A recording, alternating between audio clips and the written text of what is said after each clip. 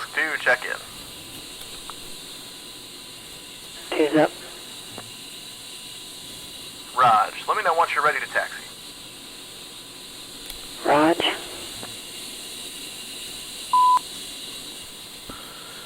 Alright.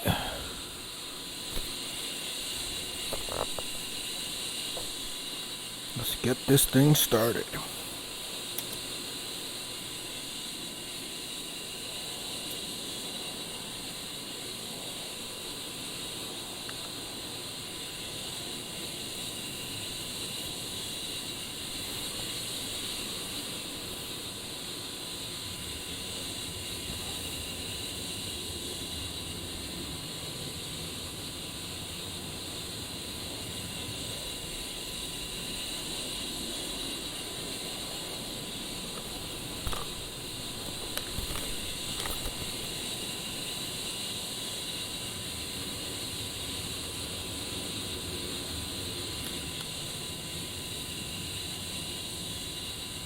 Pull up, pull up. Altitude, altitude.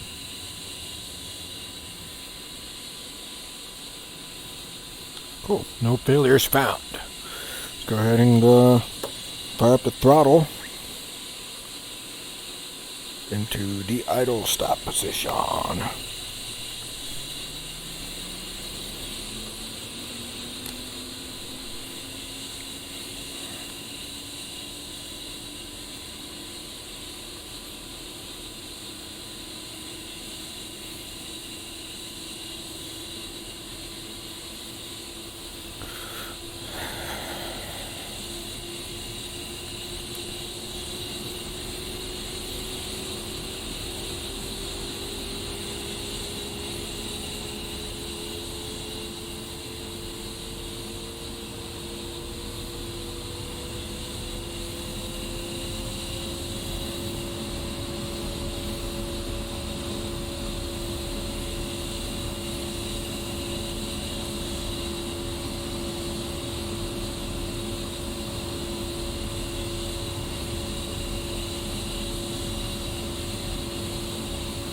Okay, left engine is up.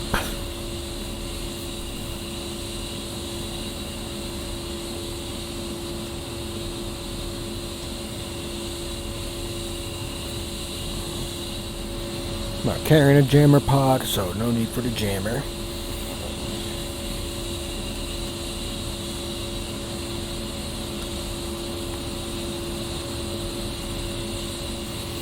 Okay, now let's go ahead and fire the right throttle into the idle position. Cool. Been spiked by an F-16. Interesting.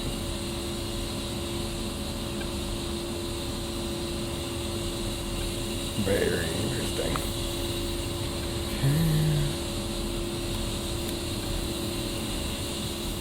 Alright. There it goes. That's cool.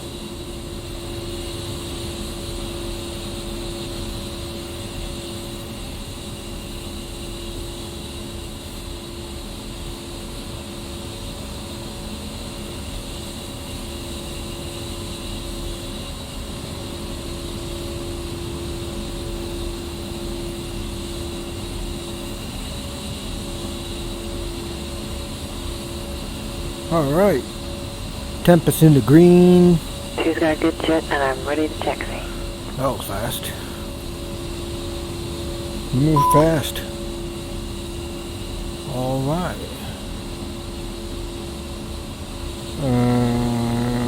Okay. That's alright. We gotta do our thing, so we'll keep doing that. Alright, let's see. We'll go ahead and put that light to steady. Oxygen supply levels are already on. Radio volumes are already set. Crossfeed is confirmed off. CMSP is on. Let's turn the ILS on to 109.10 on. 12 X-ray. Quarter TACAD and set that to transmit receive. We'll go ahead and fire the signal light test again. That looks good. Cycle the flaps. 10. 20. Good. Back to 10. Back to 0. Cool.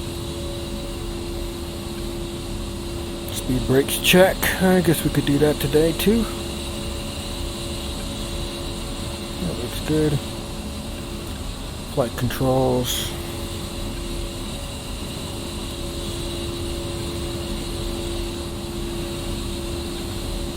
Flight controls good. Speed brakes closed. Alright, SIS check. Alright, anti-skid on. Stability augmentation system on. Okay, monitor left. Now back on. Monitor right. Cool. That's good.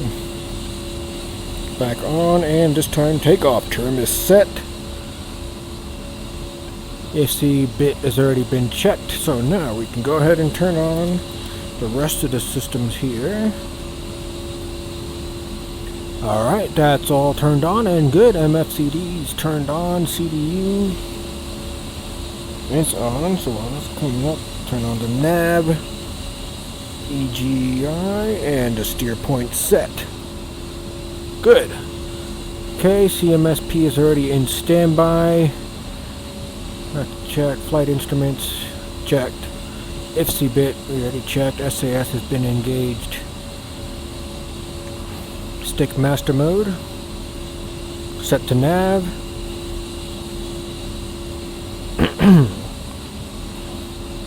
Okay, let's grab ATIS. AFC information pop-up, time 1455. Winds calm. Visibility greater than 10 miles. Broken 16,000 feet. Temperature 24. Dew point 08. Altimeter 30.09. Runway 203 right, 21 left. Expect visual approach. Acknowledge receipt of information pop-up and advise aircraft type on first contact. Stella's AFC information pop-up, time 1455. Winds calm. Visibility greater than... Information pop-up with runway 03. Okay, where were we here? Altimeter set, APU generator off. APU start, switch back to the off position. Alright.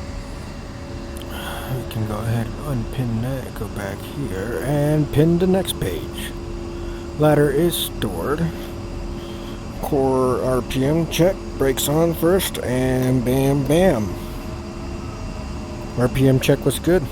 Okay, TAD has been, or DTS has been loaded. We can go ahead to the status page. Main fault log, empty. CDU, good.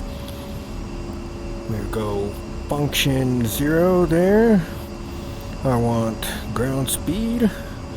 I'll set that to MGRS and go into the net page. And today we are 0202 as before. 02. 02. Cool. TAD.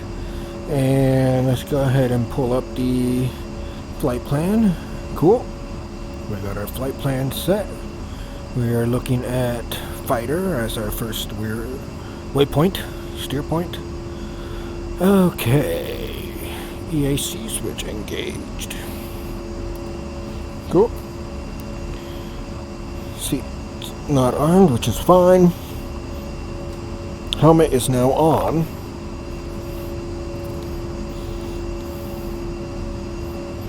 And we are ready to taxi. But see what happens, because I had 2 space bars.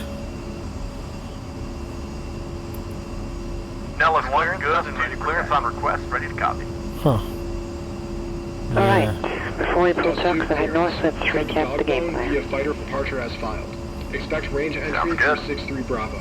Climb and maintain Angels 12. Plan is to head up to the Dogbone Lake area and do some work with the targeting pod. This will be the meat and 4017. potatoes portion of today's sortie. Just cleared the We'll be going over a lot of things, so just pay attention and keep up. We'll also talk about Lassie, which Bear should visit on a later sortie. He also wanted me to do a quick recap on fencing in and out. Test 2, read back We're going correct. to dive into the pod pretty deep since it is a complex piece of the puzzle and you're new to it. I'm excited to finally get into it. The Lightning is a phenomenal addition to the A-10's toolbox. It brings a ton of capability to the jet, which we'll get into.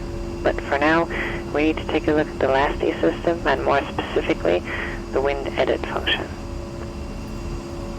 Let's do it. The low altitude and targeting enhancement, or LASTI for short, was introduced in the A-10A back in the 90s. Over the years, it has been updated and things added to it. Our autopilot, ground collision avoidance system, GPS, better targeting for our munitions, and so on and so forth. Nice. Yep, a lot of that is carryover from the A-10As that I flew. Yeah, I think the Sweet 2 A-10As had a lot of what you see in the Charlie, even the Iggy and the FC. Sounds right. So wind edit allows us to input atmospheric data like wind speed, wind direction, and outside air temperature at up to 7 different altitudes or layers. Andy, Nice. so this is going to help dial in our accuracy, yeah? Exactly. The FC will take the data we input into the wind edit page and adjust the pipper accordingly. You may not notice a huge difference when you're strafing, but you will see it when you're dropping CBU-97s from 10,000 feet. Regardless, it is always a good idea to input wind data so you have the most accurate firing solution possible. Sold. Go through the process together by plugging in current wind data for the local area, and we'll do that for 7 layers for today. Cool. I'm ready when you are. Bring up the CDU page on one of the MFCDs. Once you've done that, press function and then 1 on the UFC. This will take you to the system page. Let me know if you're still with me. Okay, I'm in the system page. You should see LASTI next to OSB7. Press OSB7 to enter the LASTI subpage. Once you've done that, you should see wind at the bottom right. Press OSB10 to go into the wind page branch. Copy. Okay, it looks like I'm in the wind page. Near the top right corner, you should see 3 asterisk, / 3 more asterisk, and plus 24. That is the current wind speed from direction and speed, followed by the temperature and degrees Celsius. Since we are sitting on the ramp and not moving, we only have data for the temperature. No wind speed or direction is provided. When we get in the air, we'll get the wind data for the current altitude and position. Roger. This is a handy feature so that if need be, you can gather your own wind data to plug into the LASTI. On your climb out, you could write down the altitudes, wind speed, direction, and temperature, then plug all that information in to build an accurate wind profile for the jet to use. This uses winds entered in MSL, correct? Not AGL? Altitude MSL, yes, exactly. Nice. Cool. Just wanted to make sure. Nothing wrong with that. So here in Nellis, the low glare is pretty high, so we'll start building our wind profile at 2,000 feet. We'll add in layers for 2,000, 4,000, 6,000, 10,000, 12,000, 17,000, and 25,000 feet for today. The winds are entered as thousands of feet using 2 digits. So 2,000 feet would be 02, and 15,000 feet will be 15. We're not going to be employing munitions today, so we can just input some generic data. Since we do have data for the 2000 block, let's use that. For the rest, reference your kneeboard and input that information into it. Got it? Okay. So far. Good. First, we have to put in all of our wind levels, then we have to go into the wind edit page and add in the wind data. Let's go ahead and input those altitudes. To do that, type 02 on the UFC, then hit OSB 18 to put 02 in the top entry. You should see that 02 fill in right under Alt. Yes? Yeah. Affirm. Next, type in 04 and press OSB 17, then 06 and OSB 16, which should fill up all of our spots for entry, yeah? Right.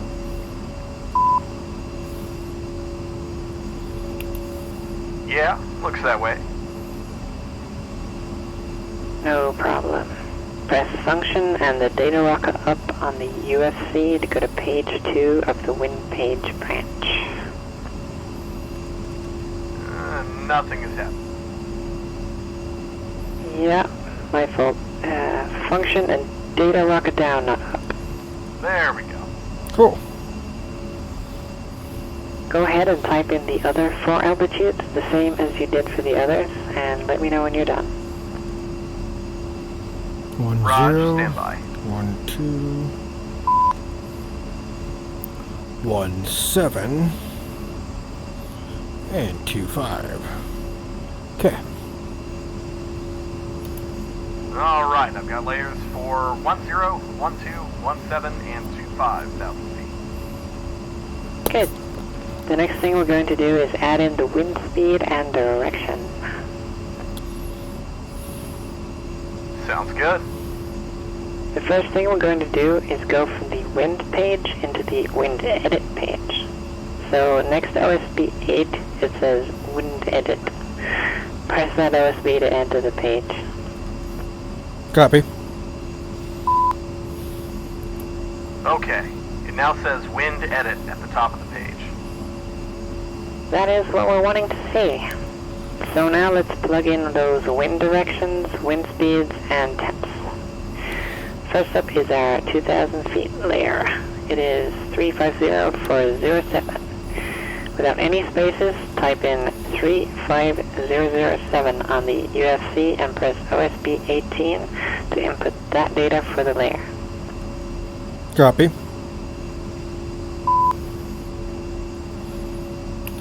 Done. 350/07. Next will be the temperature, and it is 24 degrees at 2,000 feet. To input that, type in 24 into the UFC and press OSB 8 to put it into that field. Right on. Done. I have plus 24 on the right now. As I'm sure you can guess, that is indicating a positive 24 degrees Celsius. If we need to input a negative temperature, simply press the applicable OSB again, and you'll see the plus sign change into a minus sign. Press OSB 8 again to watch that happen, and when you've done that, finish inputting the rest of the supplied wind data, and let me know when you're ready to move on. Alright. Raj, stand by. 35215. Talking about all this made me think to add, if you ever need to check the magnetic deviation, it's really easy. On the USA, just press function, then hat. That'll take you to the position info page. On it, you'll see right under your airspeed and Mach MV, followed by either E for east deviation or W for west, and the deviation in degrees. Sorry, keep punching in the winds and I'll leave you alone. No, I like it. Good to know. You're fine, you're fine. Thank you for that. No problem. Okay. Function down. Okay. Press spacebar when ready. Alright, so now we're at altitude 10, which is also 33916. 33916 and OSB 19. And temperature is 08. OSB. Whatever that one is. Okay. 33816 per 12. Oops. There we go. Temperature is 03. Okay. 280 for 12. 28012. And temperature is 7. -7. Right on. Winds is 233 for 25,000 feet. And temperature is -24. -24. Got it. Alright, cool. Alright, fill in winds data for all 7 layers. Nice. I guess we're ready to taxi then.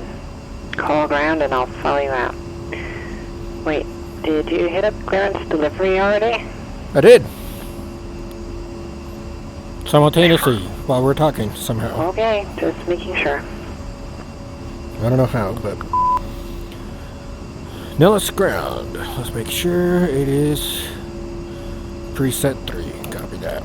Nellis ground, Tusk 2 is 2810s at Thunder with Papa and ready for taxi to 03 right. Tusk 2, Nellis ground, taxi Golf to Alpha, hold short 03 right, Papa is current. Taxi Golf to Alpha, hold 03 right, Papa is current. Taxi Golf Alpha, hold short 03 right for Tusk 2. Nose wheel steering is engaged. Alright, and we are good to go. Mission briefing did mention that I might have to wait a little bit at the exit for Alright, let's roll. Tusk ramp. Or Thunder ramp, excuse me. Make sure that they stay caught up with me. And which jet is she flying? That one. Okay, she's behind me back there. Alright, cool. Let's see. We can get out of here. Nice and sound. We haven't parked here in a bit. Pretty fun.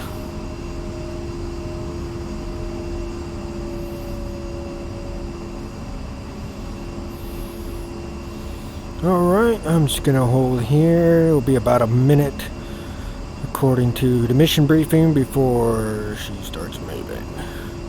Just takes a second for the AI. Just AI things in DCS. So let's look at that. Function hack.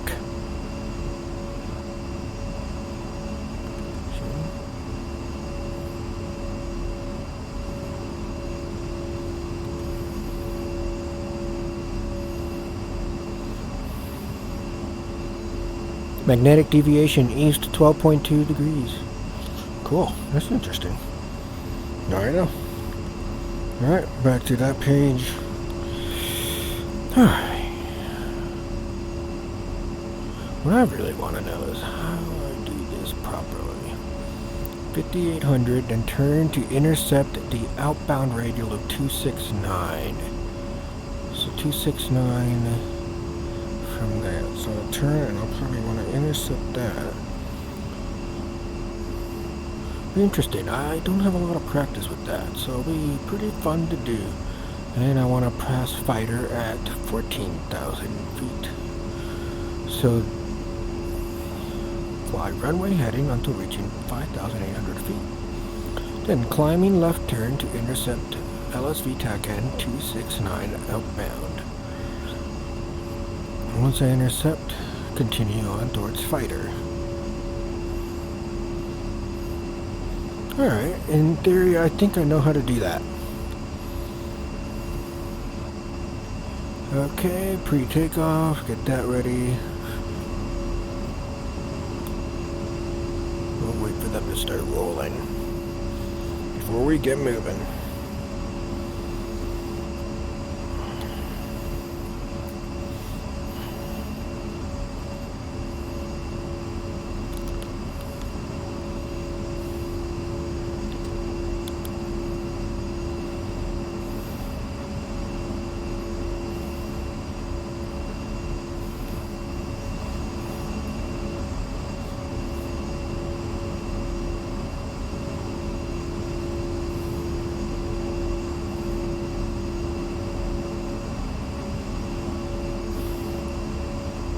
Wait, is that her sitting right behind me? Damn, I'm stupid.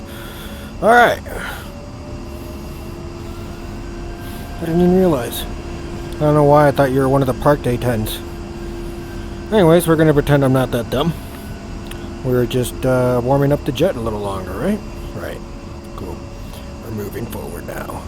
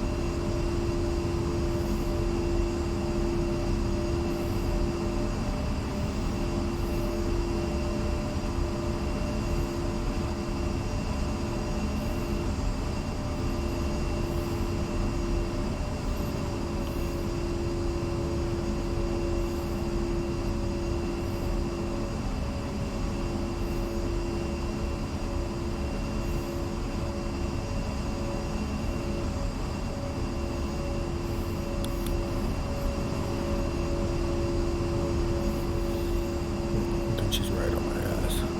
Alright, she's moving a little faster.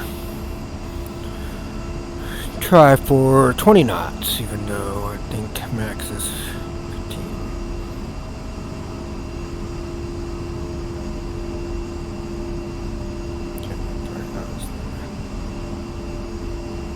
Man, I miss the Viper sometimes. Nice, you flew a Viper? You used to fly them? Yep. Back when I was active duty. Roger. As a matter of fact, Biff and I were at Mountain Home together for a period of time. I was in the 389th flying Block 52s, and Biff was in the 391st flying the F-15 Echo. Ooh. Those are cool jets. Not that this isn't that bad. Do you guys know each other very well? Not particularly well. Ah, okay. Gotcha. Woo! Okay, alright, let's just stop having fun here on the taxiway. No semblance of professionalism.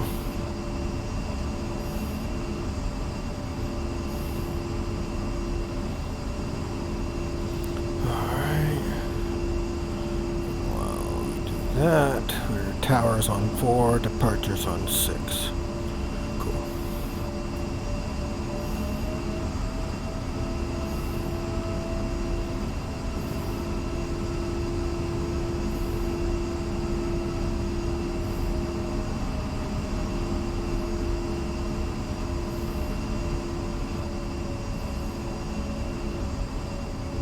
Test 2, switch tower, 327.7. 327.7, test 1. Dust 2, switching to tower. 2 switched.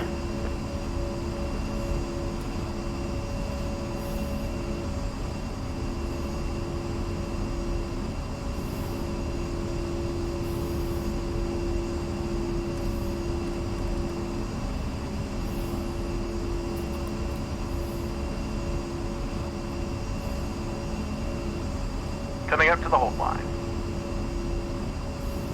2.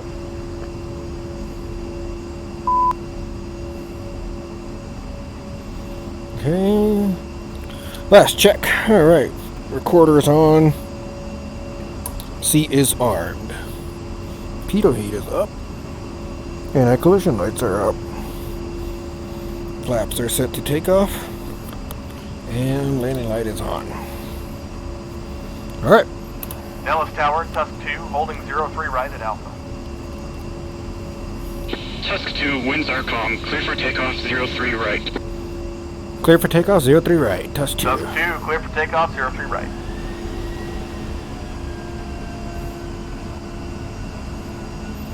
I get as much practice as I can on those readbacks. You know, from a real life PPL. Which is fun. Although, let's be honest, a Cessna isn't quite as exciting as one of these. If we're doing flight training for our PPL and A10, I'd probably be a little more enthusiastic. But, you know, you can't be choosers. Beggars, choosers, all that.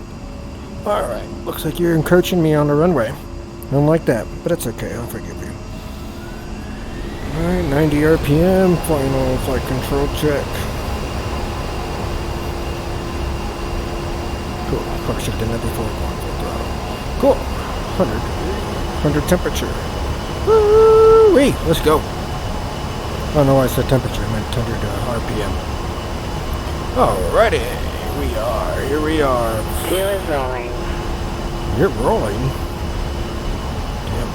It's kind of scary. I think you should be rolling. Rotate at 129.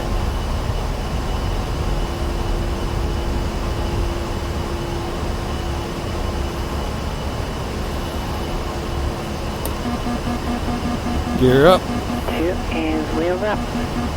Jeez. Alright, we'll fly runway heading onto our 5,800 feet. Flaps up. Lights off.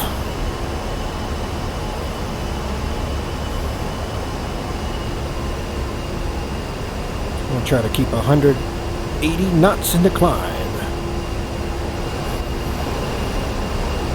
Alright, well, as long as you're not colliding into me, whatever. That's cool, you do your thing.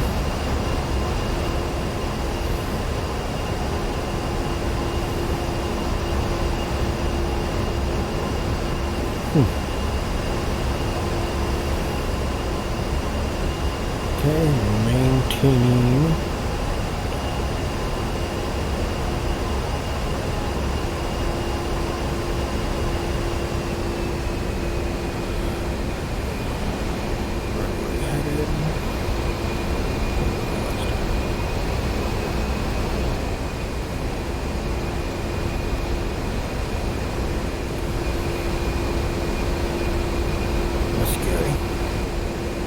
Don't know where she is.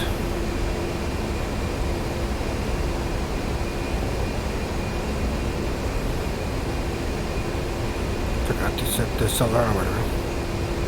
That's okay. She's somewhere to my right. There you are. Oh. Okay, cool. We're gonna be okay with that, I guess.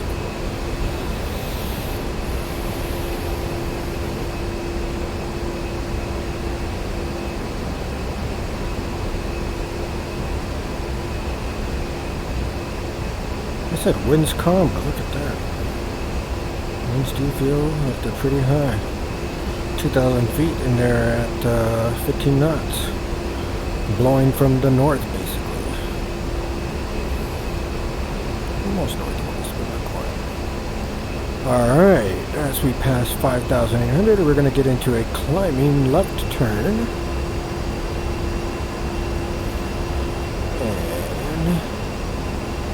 Towards 269 outbound radio.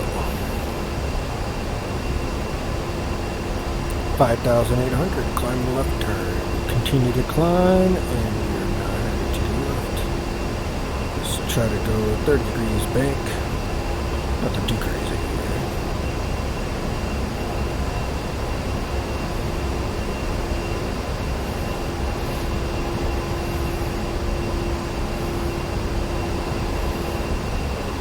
Okay, from this picture, looks like I'll try to fly heading at 210, the reciprocal of the runway heading.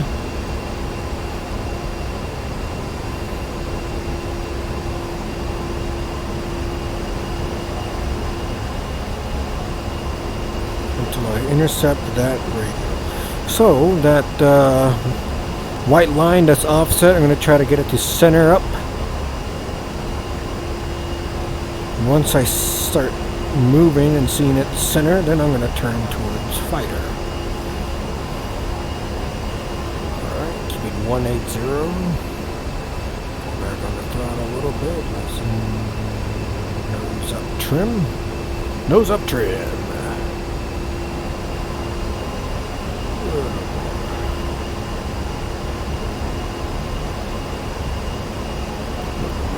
Down trim.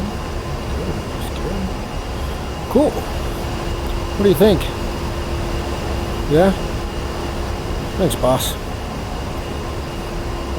A little more right wing down trim.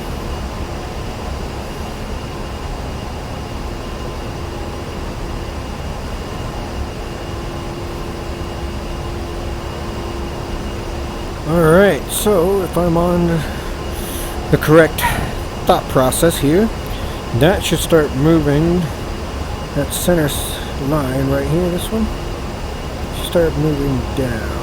Once it starts moving down, then I want to start my turn to the heading of 269. That's all now. I've done this right.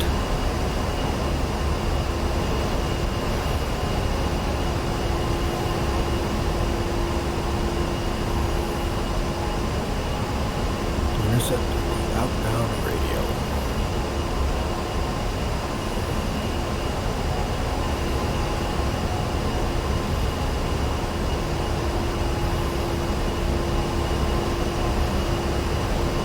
That's the theory anyways. We'll see how true it is.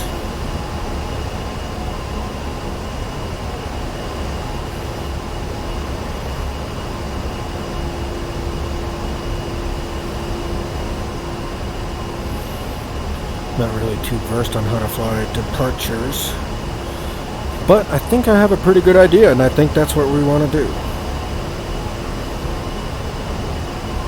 Just to make sure. Reset. Oh, see?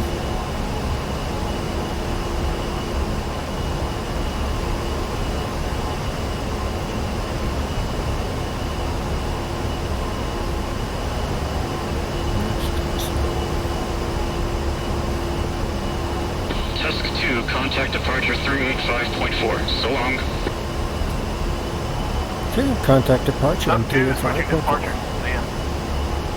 Alright, departure was preset 6. Preset 6. Nellis departure, Tusk 2. Tusk 2, over departure. Tusk 2 is just out of Nellis to the north. Tusk 2, radar contact. Continue direct for fighter 4, maintain angle 14. Okay, and we're Direct almost for to fighter, climb and maintain angle 14. 1,000 feet away. See, now the TACAN line is a little more responsive, so I think I might have not turned it on at the right time. That's okay. We'll line it up. We'll be alright. We'll be alright. So when I get to commercial training, I'll be a pro at this.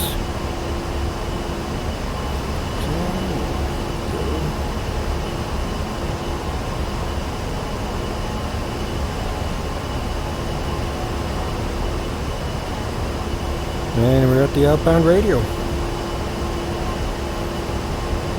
little off, but it's okay. Since we probably have got a few minutes, let's talk about the AN/AAQ 28 Lightning 18 targeting pod. Sounds badass. Sounds good. The Lightning Pod is a widely used advanced targeting pod built by Northrop Grumman and Israel's Rafael Advanced Defense System. It is a little over 7 feet long and weighs 455 pounds. It was used on the H&A late in its life, but in a peculiar manner. What do you mean by that? This was all before my time, but as I understand it, back in 2002, the H&A was being readied for its involvement in what would become Operation Iraqi Freedom. The Alpha was never really wired for a TGP, but the H&A weapons officers knew it needed a targeting pod, so they had to do some clever shit to get it to work.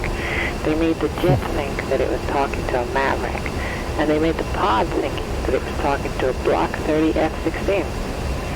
As somebody said, it was a technology demonstrator that wound up going to war. Huh, that's hilarious. Fucking get it done, I guess. You're damn right.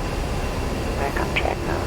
Having the TGP has become a huge asset to the hard community for so many reasons. It allows us to self-designate our own laser-guided bombs or others, generate targeting data for JDAMs, get in a close-in, higher resolution look at our potential target, generate a speed, shoot an IR beam, and so many other things. It is one of the biggest tools in our box. Nice. I'm sure of that. The pod aids us in positive target identification, surveillance, helps to keep us out of AAWES while watching or searching for something. Coupled with the data link, it can help us ID friendly positions and so much more. Just like anything else though, it does have its disadvantages. First and foremost, the narrow field of view. It is easy to take what you're seeing in a pod and not get the full picture of the situation. The narrow FOV also makes finding things tough sometimes, especially when you're close to where you're looking. Also, it is easy to get sucked into the pod and lose its way. It's important to keep one eye on the pod and another eye on what's going outside the jet, so to speak. Yeah, for sure. How about we go ahead and turn the pod on, so that when we get to the range, it's already on and ready to go. Cool. Mine's on. Good. On the AHCP, we'll find the TGP switch. Go ahead and put it into the on position. Copy. This will power up the pod and start cooling off the flare. This process takes about a minute before the pod is fully up and ready to use. As a matter of fact, go ahead and put the TGP page up on one of the MFCDs. Okay. Okay, TG page is up and the TGP switch is in the on position. Good. So right now you should see not timed out being displayed over a black background. Nothing. As it comes online, that background will change to gray. When that happens, you'll see some OSB options appear, and then some text telling you about version numbers and stuff will also appear. After that, the stuff in the center of the screen will disappear, and it will go back to a black background, and a green box around standby will appear near OSB 3. Right. This That idea. indicates that the pod is on and ready to be used, but in standby mode. Okay. Copy all. We'll pause the lesson now and pick it back up once we get to dog bone. Okay. So dog bones where we went yesterday, so that should be a pretty fun flight. Looks like we're turning right from fighter and heading that way. It's to the north.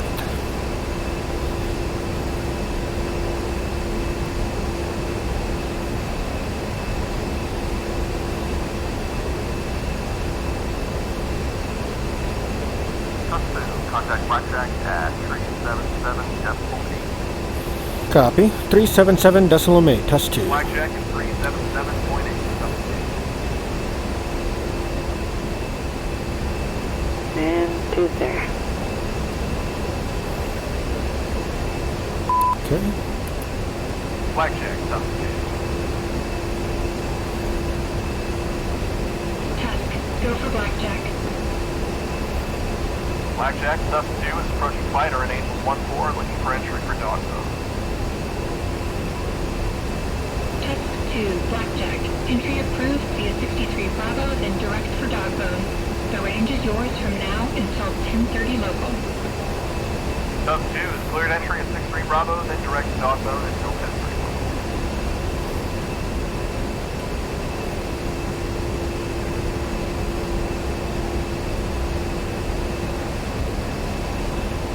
Okay, and I'm starting my turn. Good. Let's send in.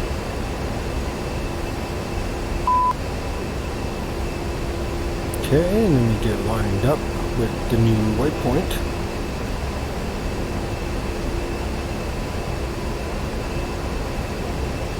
But while we're doing that, fence in, master arm, compact arm on, which is gonna change my trim settings.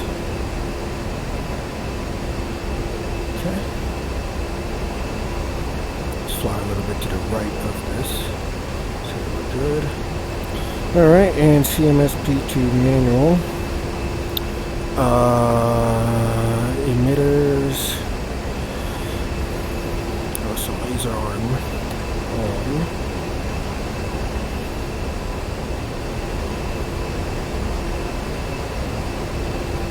Countermeasures on. Emitter set. Okay. Alright. Roger. Lead descent down.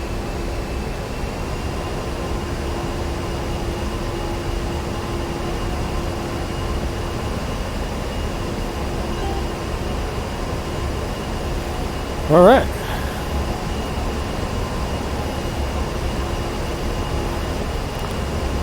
I need to go over fence checks. I wonder if that's in here. I need to keep practicing that.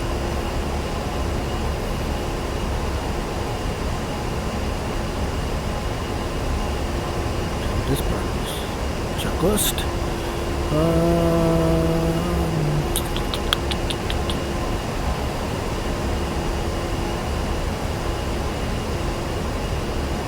Power control, HSP switches on, dismiss set. The MAV, even though we don't have any MAVs, I'm going to get in practice of turning that on. Gauges feel good, AAP nods, set, NMSP, set, HSI, set, radios are good, exterior lights are set, IFF is on, TACAN is on, countermeasure set, check flares, good. Cool, I'm glad that's there. I'm very glad that's there. Alright. We can take this off and go ahead and pin strike recovery. This will be interesting. If we run overhead runway 3, straight in runway 21, cross apex at 4,000 MSO, descent to be at 3,000 by LSV 0285. Okay. 0289, 0285. Okay. Let's set that up for here.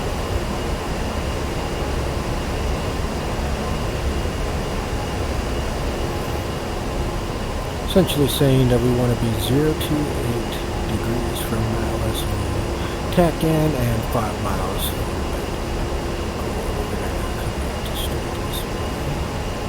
fly 080.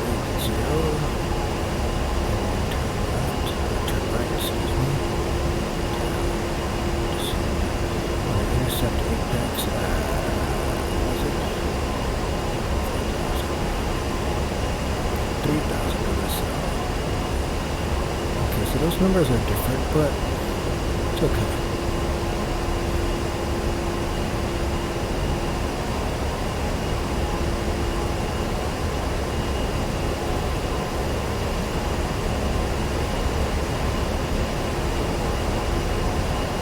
Okay, picking the lesson back up.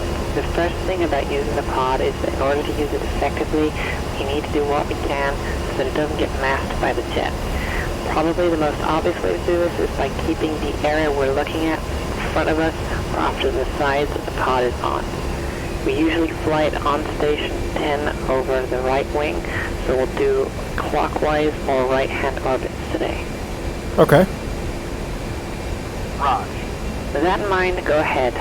Bring steer 3 down the right side and set up a nice wide right-hand orbit around Dogma. Bring steer 3 down the right side. Make sure we don't wander into the container up there to our northwest. Give me a heads up when you're ready. Okay, we'll set that to altitude mode. And we'll make sure we get over a little closer to the orbiting point before we do that. I think I'll take this out of expand mode. Go ahead and zoom in a little bit so I can see.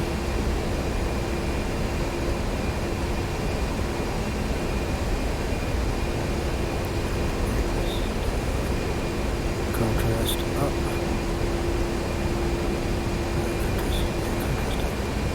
That's better.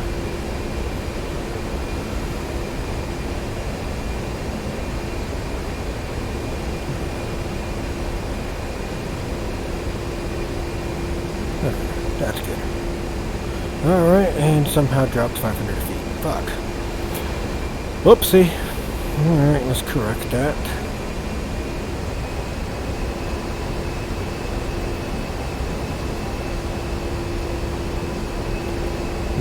It's a wide orbit.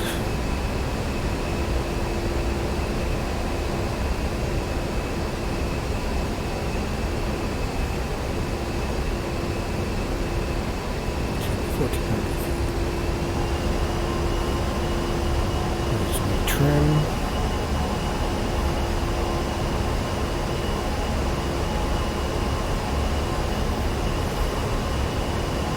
Trim feels good.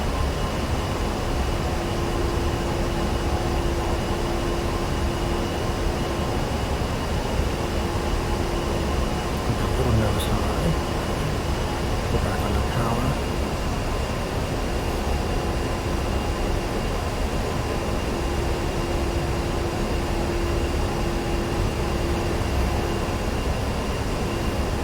Alright, we're 5 miles from the orbit point. A little more nose down trim, and let's go into a 5 degree or 10 degree orbit. 10 degree bank.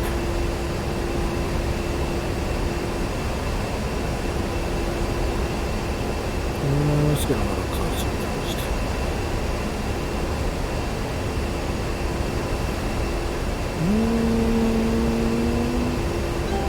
Okay, altitude hold set. Alright, I'm in a right-hand orbit around the lake. Bring up the TGP page on one of the MSCDs. Copy. The pod should be well and truly ready by this point, so when you bring it up, you should see that the top SDBY or standby option is highlighted.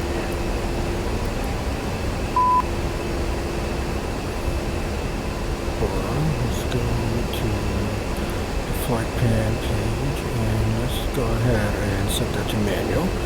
Okay, now let's go back to the TGP page. Yep, that's what I'm seeing. So that indicates that the pod is in standby mode. We can activate the pod by pressing either the air-to-air or air-to-ground options.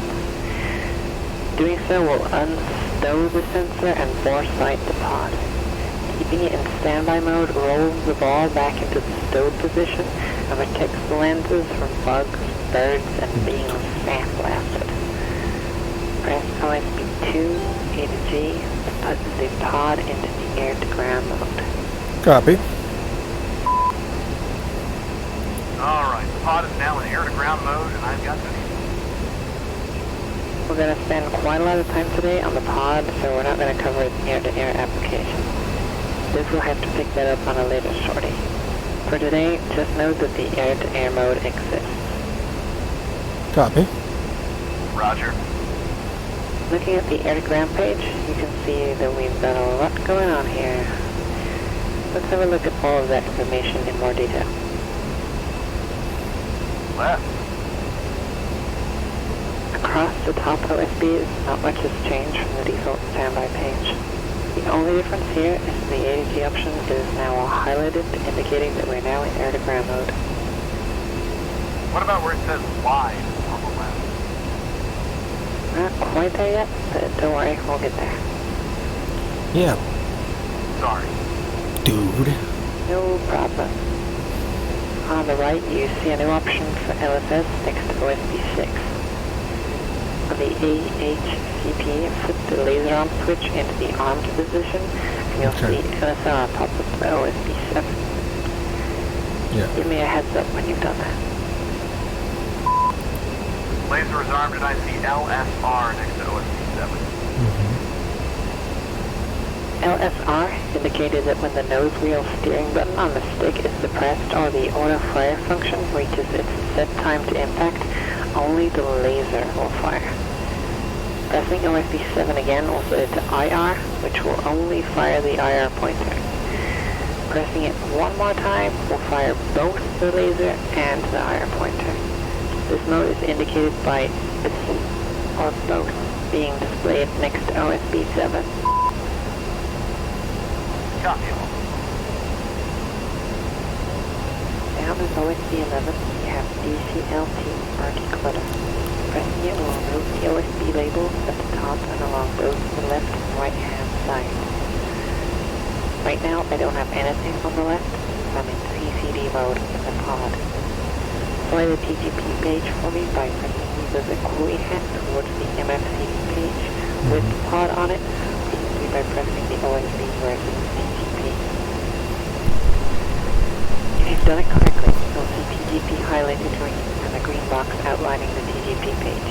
Right. Also, make sure your boat switch is in the center. So that Right. when you soy the pod, don't go into fire mode yet. Okay.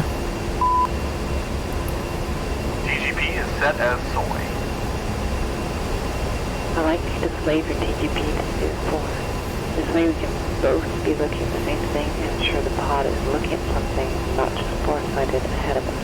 China hat To do forward. this, make sure you have Steer 4 selected and then simply hold China hat F long and it should drive the sensor to it. Give me a heads up once you're good. And visual on the airfield on the wingman. Good. Flew the pod and have a look around the field. After you do this, have a glance over at the tag. Of course, There I you'll just see a masked green it. diamond. The diamond indicates where the pod is looking.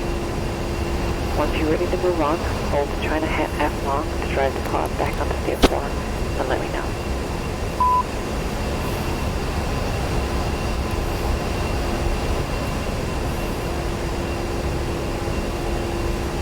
That M next to the L stands for mask. And right now the airplane is blocking the view of my targeting pod.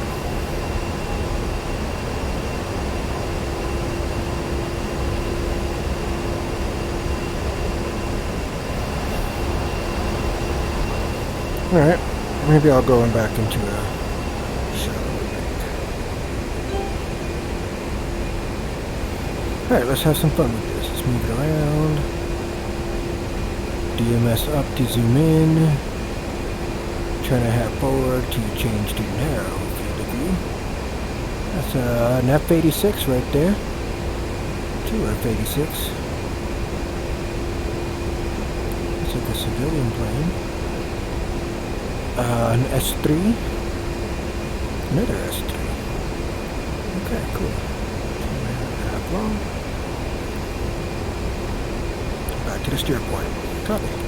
Good. Okay, I'm back to looking at Steer 4 and ready to press. There will be times when we need to foresight the pod. In the older suites of the HMC, China hat F short would unwind and foresight the pod. I tell you this because there are still some of the older jets out on the line that have not yet been upgraded. In newer suites, foresight the pod through the TGP page on the MFCD. In these newer jets, OSB 5 will be labeled P-F with a number below it. That number is the mils below the zero sightline of the jet. The default is minus 150.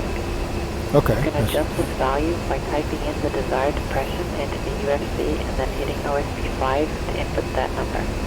Go ahead and foresight the pod first. After you've done so, you'll need to slate TGP back to the mark point or the steer point. Re-foresight the pod, then slate it back to the steer point for me, and then we'll move on to the next. Okay, that number is the mils below that zero sight line of the jet. Default is minus 150. Adjust this value by tying in the desired depression into the UFC and hitting OSB 5 to input that number.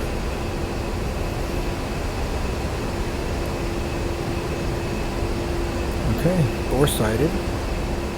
So now my targeting pod is facing straight ahead. So if I hit 0 in bore sight, now it's actually there in the bore sight circle. Very good. Okay, and then the next thing I'll do is China hat aft along, back to the airfield. Foresighted the pod, and now I'm looking back at the Steer. Nice. Next, let's mess around with China hat forward. Pressing forward short will cycle between wide and narrow field of view.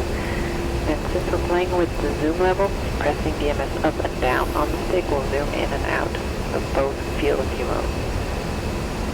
Okay. Pressing China hat forward long will save all sensors, including your targeting pod, to your speed. Have a Right. go with switching between the field of view and zooming in and out. When you're happy, we'll press on to the next item. I'm ready for the next thing. Sweet. Pressing both switch forward on the throttle will put us into black hot mode. Go ahead and do this for me. Okay. When you've done it correctly, you'll see Be Hot at the top right of the DTP page. Be hot. And we are in IR mode. Cool. Alright, now I'm in black hot. Alright. As you can see, we now have some more shit on the left-hand side of the page. We have gain at OSP 18 and 2 arrows and 4G in the middle. The arrows are the gain and level schedule control. They are used to adjust the gain and level up and down. The adjustment range is between 1 and 8. 4G indicates we're at 4 of 8 on the adjustment for the gain. Press OSP 18 to switch to the level control. Level control. Okay, I see LVL next to OSP 18 now. Perfect. This indicates you can now adjust your level. Adjusting both the gain and level will help you fine-tune the picture. It's kind of like adjusting the brightness, sharpness, contrast, and all that on your TV. Adjusting these values will help you distinguish between objects, making things stand out more, and even help your pod in tracking a moving target. Don't be afraid to get in there and mess with these to make your job easier. As a matter of fact, go ahead and take a minute or two and we'll have a go at playing with them. See how they both change the quality of the picture. When you're ready, let me know and we'll move on. Roger.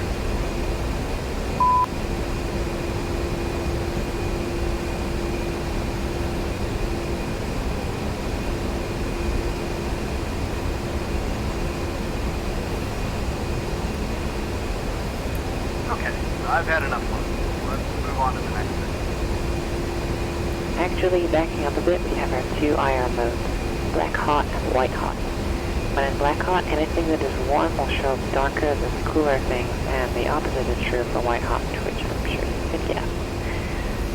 CCD, or the Charged Coupled Device, is your daytime electrical optical sensor.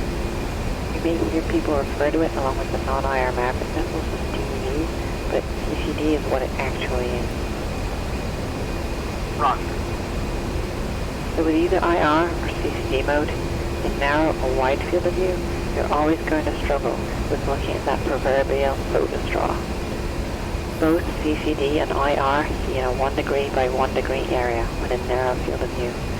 However, when in wide field of view, IR actually has a slightly better viewing area at 4 degree by 4 degree versus the CCD viewing area of 3.5 degree by 3.5 degrees. That's good to know. That's interesting. Let's dive into the options we have to adjust the functionality of the pod and the information that's displayed.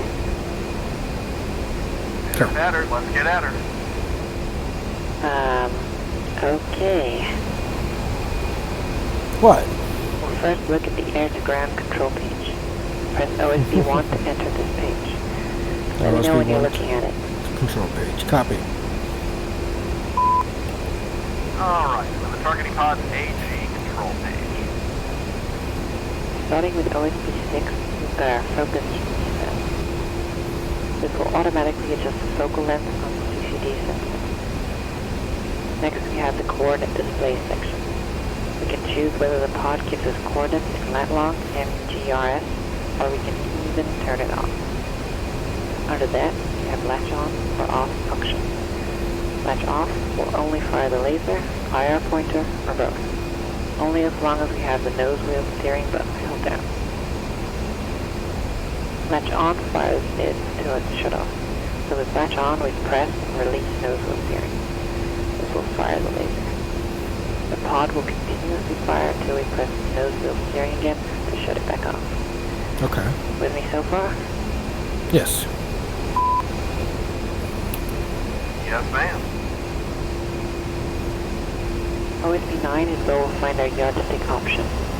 It can either be set to metric, which displays meters, or we switch it over to the imperial, labeled as US, which will display in feet. OSB10 is for the gain control, which we're not going to mess with, and we're not messing with clear interrogation on OSB16 if you're in CCD mode. Okay. Roger. Hang with me. We'll get you playing with the pod in a little bit.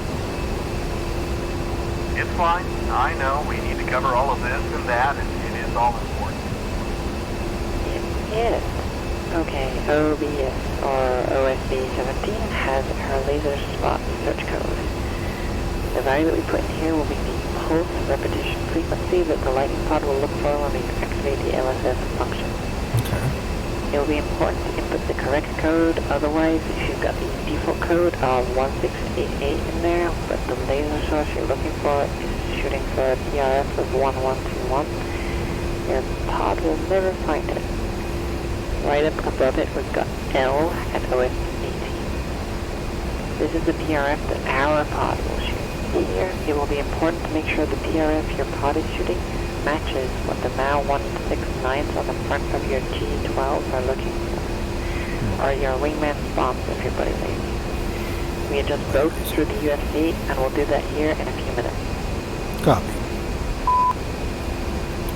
Raj.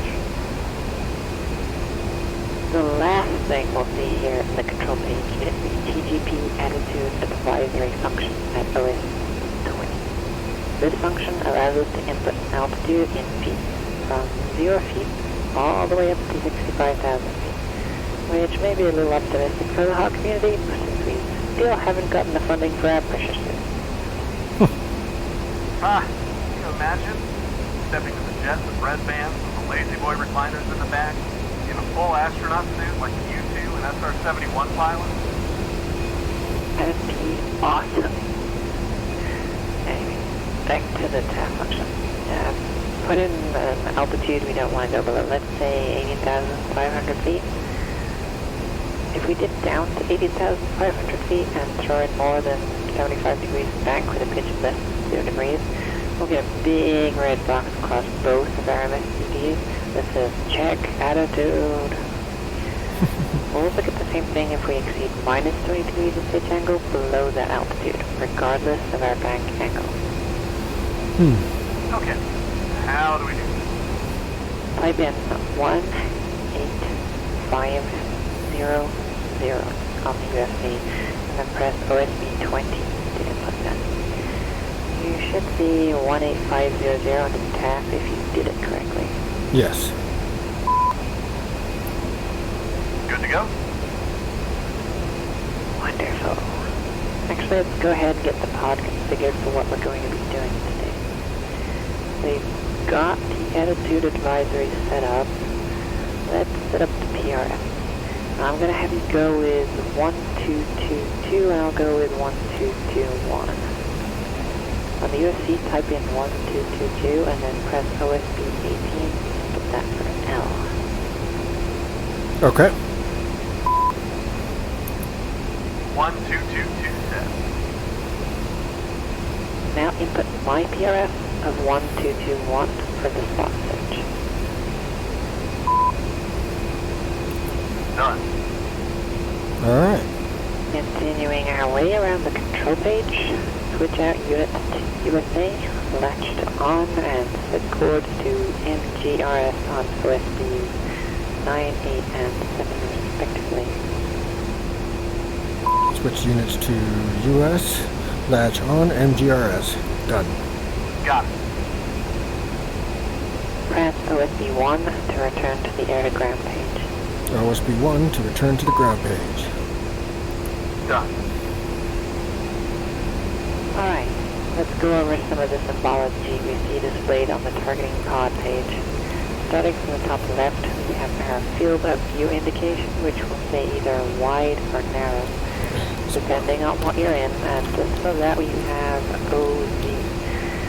This is our zoom factor. 0 is zoomed all the way out, while a factor of 9 is zoomed all the way in. Alright, cool. Let's see that. Got it. Back on the top right, again we have our sensor type, and below that should show a 0. That is our radar altitude. Down at the bottom center is the coordinates where the pod is looking. Just to be sure we're looking at the same stuff and you did not accidentally flew the pod or at a different speed, make sure you've got Steer 4 airfield selected. Copy. Pressing TMS down long to set Steer 4 as speed, and then China Hat aft long to slave the TGP to the steer point. Copy. Alright, what's your gear for? Good. We should now see our MGRS codes. 11 Sierra Papa Alpha 381711. Affirm. Between the chords and the bottom LSB labels, you should see the elevation of where the pod is looking. If you slew the pod to a steer point, display the steer point's altitude. If you slew the pod anywhere else, you'll see the surface elevation of whatever is in the center of the crosshair. Roger that. The source for the elevation that is shown is the DTSAS. The DTSAS is phenomenal, but not always 100%. And if you ever need to double check the accuracy of the DTSAS elevation, screw the pod to where it is you need to check and laser it real quick. The laser will update you with the no shit elevation for that point. Noted. I'll leave it to Biff to dive into that more when the time comes. In the bottom left hand corner we have a very basic altitude indicator and an altimeter with the bigger numbers, thousands of feet, and the smaller one is hundreds. So in that display, a big 18 and a small 3 would be 18,300 feet ASL. These are just to help aid your SA when your head's down. Copy. Word. Above the attitude indicator, we have a digital clock that displays the current Zulu time. That should be the last bit of symbology along the perimeter of the targeting pod page. Next, we'll look at all the things that are inside that perimeter. Right on. Starting in the top right corner, find the north arrow. The line with an arrow at the end of it is the north pointer. There are lines extending east, south, and west also. Okay. The north arrow will always point northward. Note that it is normalized to the ground, so when whatever we're looking at in the pod is at a shallow angle, the pointer will appear flatter, and maybe a little hard to read and discern direction. The north arrow really helps when we're doing talk-on through the pod when it is used correctly. Roger. Set China Hat forward long for me to center back up onto Steer 4, then using the north arrow in the pod is the F-86 east or west from the hangar.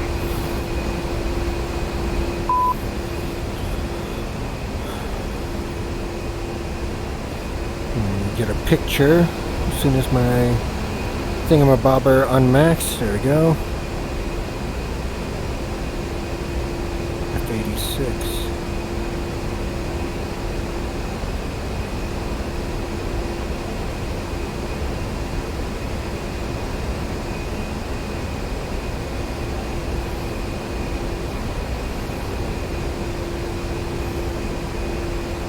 That's weird.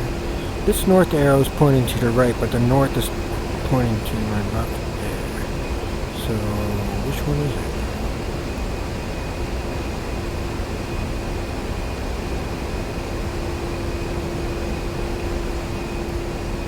I'm going to say east.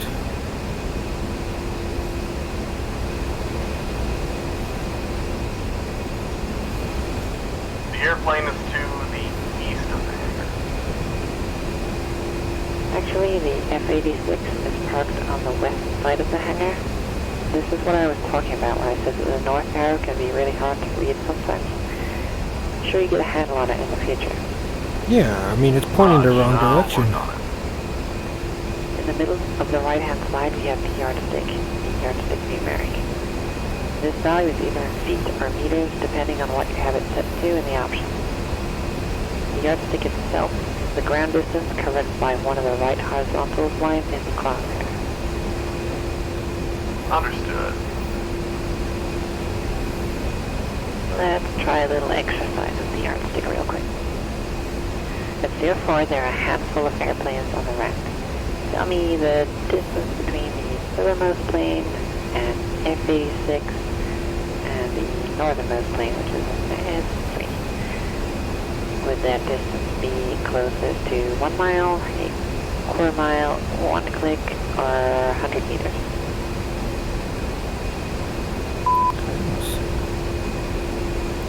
If I could see the planes, that'd be nice, but I'm all the way on the wrong side. Dang it.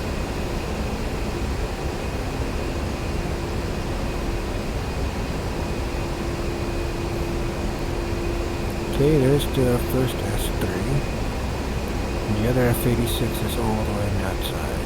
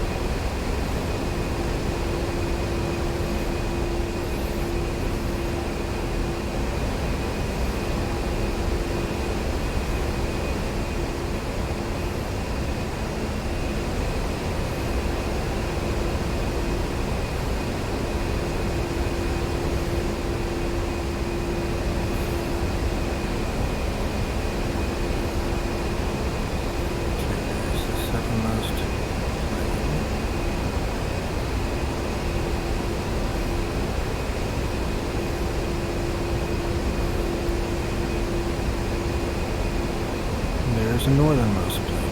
Okay, let's see.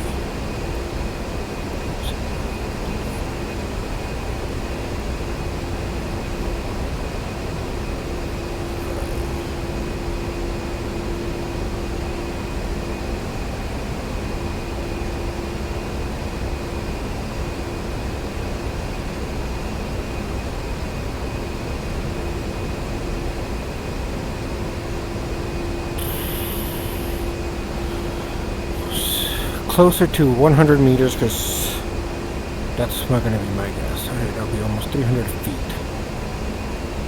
100 meters all day long. I think you're a little off. It's looking more like a quarter mile or so to me. Work on it. Let's get back to it. Yeah, well, whatever. Moving to the bottom right towards the center, we have the range and source information. The range is the slant range to the target in nautical miles, and the letter to the left is one of the 3 letters used to identify the source of that range. E means that the pod is not tracking a target, and no laser ranging is available. T indicates that a target is being tracked, we still have no laser ranging. And finally, L indicates we have laser ranging available to us. Moving on, let's talk about our laser status.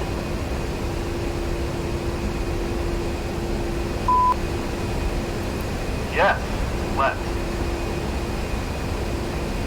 To the left, the range and source info will find the laser status. This can be a combination of the following letters: L for laser, P for pointer only, B for both laser and pointer, and T for training. I forgot to mention it, but there will be an M between your range and your source when the targeting pod is masked by the airframe or stores. Yeah. Mike for map. Got it. Kind of in the bottom middle of the page, you can see the track mode. Basically, we have an area and point mode. Area is stabilized over an area, but not over a specific object. If we're looking through the pod in area mode and we mask the pod, it will default into INR-A, or inertial area mode. This will keep on the spot that you were last looking at until the pod becomes unmasked, at which time it will revert back into the area mode, and you should still be looking at the same thing, providing that it hasn't moved. Very cool. Point mode will stabilize on and track a specific target, even if it's moving or stops moving. When in point mode, you should also see a box over the track in TGP. If the pod goes masked while you're looking at a target in point mode, it will go into the INR-P mode. This is the inertial point mode. If the target is moving when the pod goes mast, the pod will continue to follow the last direction and speed. If the target continues in the same direction and speed, when you come on mast it should be right there. However, if it stops, turns, or stops moving in another direction, you may have to search around to find it. Okay. Roger. In the bottom left, we've got a 1, which indicates our INS performance rating. In the top left, you see M1. This is the select mask shape for the agency. So long as you're flying the hog, you should always see M1. M4. M4 always to the A10. Got it. In the center of the TTP air-to-ground page is the crosshair. There are a few variations of the crosshair. If you're ready, we can have a look at those. Oh shit. Always. Let's do it. The fuck? At its simplest form, we have the Spacebar wasn't straight supposed to line fire. crosshair with an opening in the center. This represents an area track reticle. If we put the pod into point track and pick up the track, that opening at the center will become box. If you're in a wide field of view, you'll see the indicators out towards the corners of the crosshairs. If you have the IIP pointer set to be fired by itself or with the laser, you'll see small perpendicular lines at the outer edges of the crosshairs. The last bit of TTP page symbology we're going to talk about is the situational awareness key. The SAQ is a small white box that you see floating around in the TGP display. The SAQ shows you your TGP's line of sight, or where it is looking in azimuth and elevation. So if the dot was in the center of your display, your TGP would be looking directly underneath your aircraft.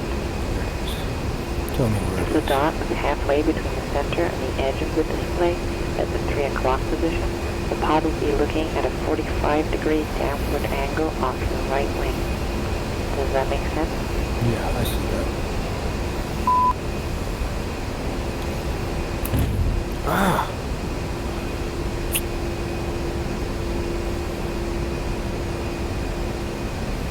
Yeah, I think I've got it. Cool. I will say this as a final parting shot from the SAQ. Pay attention to it. As implied by its name, it helps build your SA. It can be a good tool to help you visually find something out of the canopy and so much more. Just don't forget that it is there, more or less. Copy. Sounds good. Use the pod to look about a mile to the southeast of the airfield, and you should see a large facility with 4 smokestacks. Papa Alpha 394706. Southeast. Let me know when you see that building in the pod. Mile southeast of the airfield, and you see large facility with 4 smokestacks. PA 394706.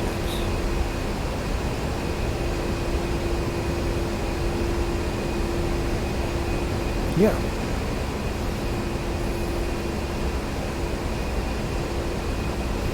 And contact. Roger.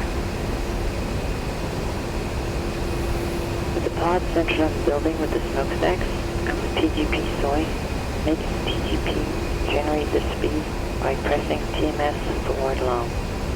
As you do this, you should see a white 3-tiered wedding cake appear over the top of the green diamond in the TAD. Also, in the lower left of the HUD, you'll see the speed generator indication switch from STPD to TGP. Wherever your TGP looks now, that's going to be your speed. Right. Okay. It looks like I did it right. I see the 3-tiered cake and the indicator in the HUD. Great. Get in the habit of creating mark points when you've got something of interest in the pod. Inevitably, the pod will get dragged off while you're looking at accidentally, or you'll scan a quarter mile down the road in the wrong direction, and you'll need to get back to that point of reference quickly. Having a mark point on it will allow you to drive the pod right back to that spot. With that in mind, boresight the pod. As this happens, you should see the pod snap to its boresight looking straight ahead, or more correctly, 150 mils below the zero sight line directly ahead of the aircraft. In the TGP page, you'll see the SAQ at the 12 o'clock position and slightly depressed. In the HUD of the TGP diamond will appear in the middle. Give me a heads up when you're boresighted. Alright, I'm boresighted. Pretty easy, right? So through the saddle, you can broadcast your speed just like what you learned when you talked about the TAT. Just make sure you've got the correct speed generator set. You don't want to broadcast your steer point instead of what you're tracking in the TGP, right? If you've already covered it, we're not going to dive into it more than that. Roger. Before we move on, reset the speed to the steer point for me as TMS asked long. You should see STPT reappear back in the HUD. Let me know once you've cleared the speed, and we'll move on to mark point.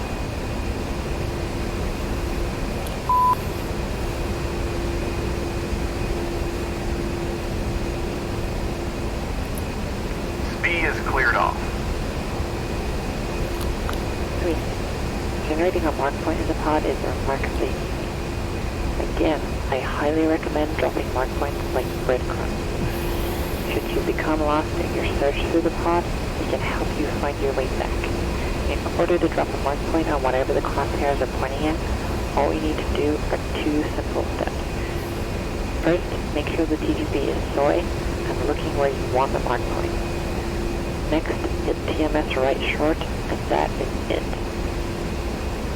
The mark point will be placed right in the middle of the crosshairs.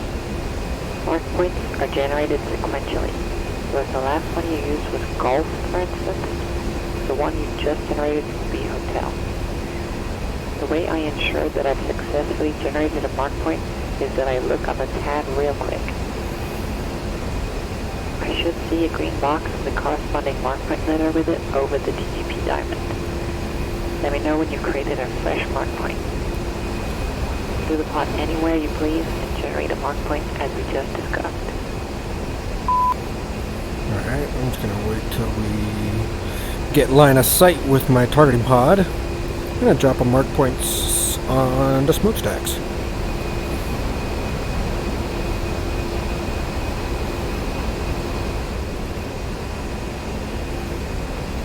Just gotta wait for it to come on mast.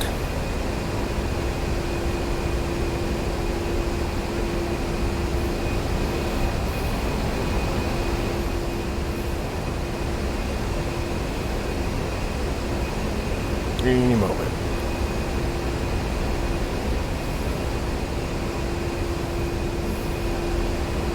Very cool. Okay, we'll go down here and TMS right. There's the mark point. Cool. Mark point set. Place the steer point dial into the mark point position. Select the mark point you just generated, then hit China hat half long to slave the pod to that steer. Have a go at practicing this by boresighting the pod and then slaving it to the mark point using the method I just outlined. Let me know when you're ready to move on and we will. Okay. Boresight. China hat low. Cool. Boresight. China hat low. Back low. That worked like a charm. Yeah, that's cool. I like that. Great. Place the steer point dial back into the flight plan for me.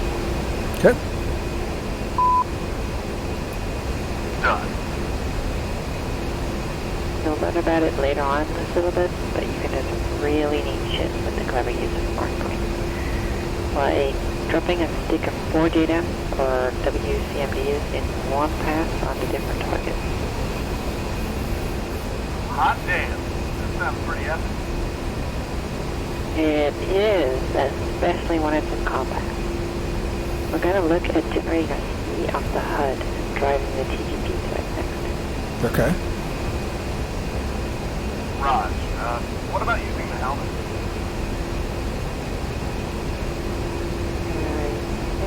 This is gonna go all over the helmet stuff on one sortie later down the road, so we're not gonna mess with it today. Anyways, I've got a story about setting a SPI off the TDC in the HUD. Let's hear it. The caveat is this is during an air warrior exercise and not combat. Anyhow, you're up station and we're looking for some asshole HVT in a white Toyota Hilux pickup truck with some Dale Earnhardt number 3s on the door, some goons put out there for PID. Well, we're up there looking in this wide valley for this dude. Can't find him. Then, all of a sudden, I catch this faint glint way the hell out there miles away. I padlock it. As I roll in to put the nose on it, bring the spot I'm looking at into the HUD's FOV, drive the TDC over the area, set a speed, slave the pod to it, and start looking for something shiny in the TDC page. Please tell me you saw the Intimidator's number on the door. You know it. They had it configured as one of those remote-controlled targets. I closed in and obliterated it with a 2-second burst. We must have looked for that truck for like an hour. That 2-second burst made it worth it though. That's pretty Oh, that's awesome. Praise hell, praise Dale. I guess. Well, I'll teach you to do it, should you ever have to go find the number 3 or any other race truck. Sounds good. We'll go through the process, then I'll have you execute it afterwards. Does that work? I like it. Sounds good. Let's do it. So to speak. State the obvious. What we're wanting to look at needs to be within the HUD's field of view. Next, make sure the HUD is our soy by pressing Coolie Hat up, verifying that by the asterisk in the lower left. You're going to want to see the target designator Q box inside of the total velocity sector. If you don't see that TDC box inside of the TVV, China Hat after short will re-gauge the TDC to the TVV. Okay. Next, using the slew control, move the TDC to where you want it. After you slew it out to a spot on the ground, it should be ground stabilized. Providing all that has worked, make your TDC generate the speed by TMS forward long, then a little China Hat forward long action to get all your things looking at the speed.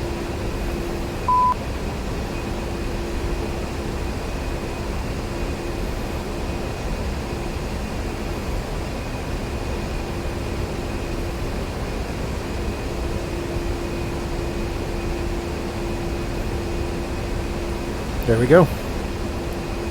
Okay, so to recap. Toy the HUD, make sure the TDC is inside of the TVV. Put the point of interest inside of the HUD's field of view. Next, move the TDC over the spot, TMS up short if needed, and if it automatically ground stabilizes, TMS forward long, then China Hat forward. That sound about right? That sounds correct. Go ahead and find something with your eyes.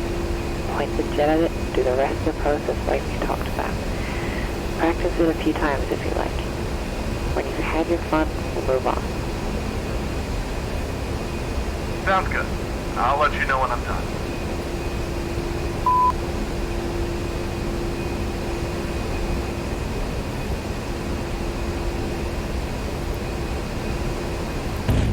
Oh, fucking A.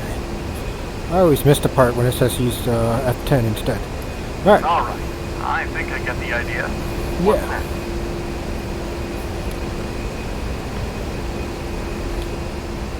Tracking moving targets in the TGP is what's up next. Leave the pod to steer 5 for me. Somewhere in that area we should have an APC driving around in circles for us.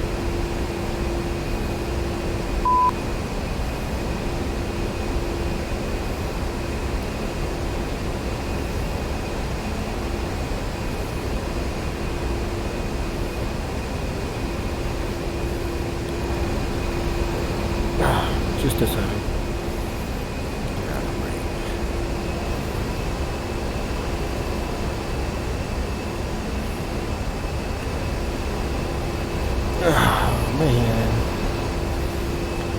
long circle back. Let's fast forward.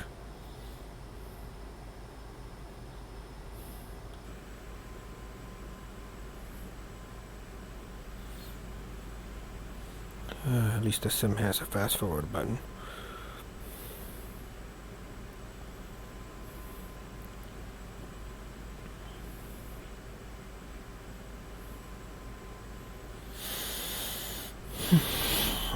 Oh, it's all the way back there.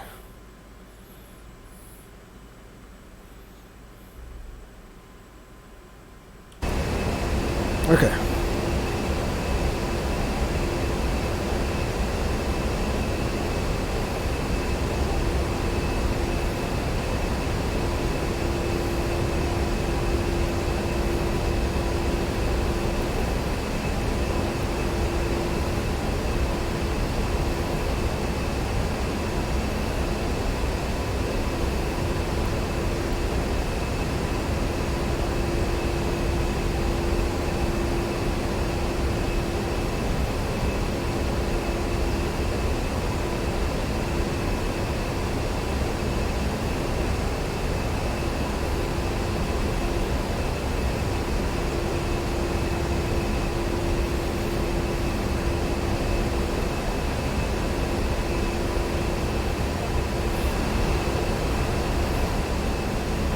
So we're getting a little closer then.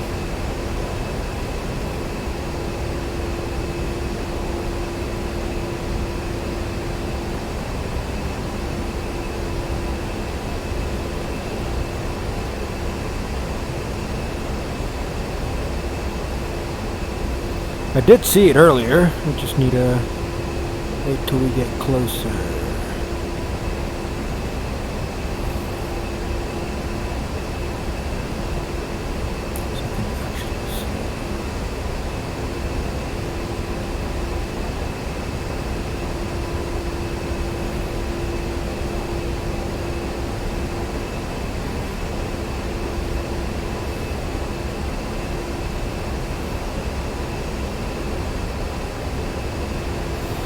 Am I still 22 miles away? Come on, let's start getting closer.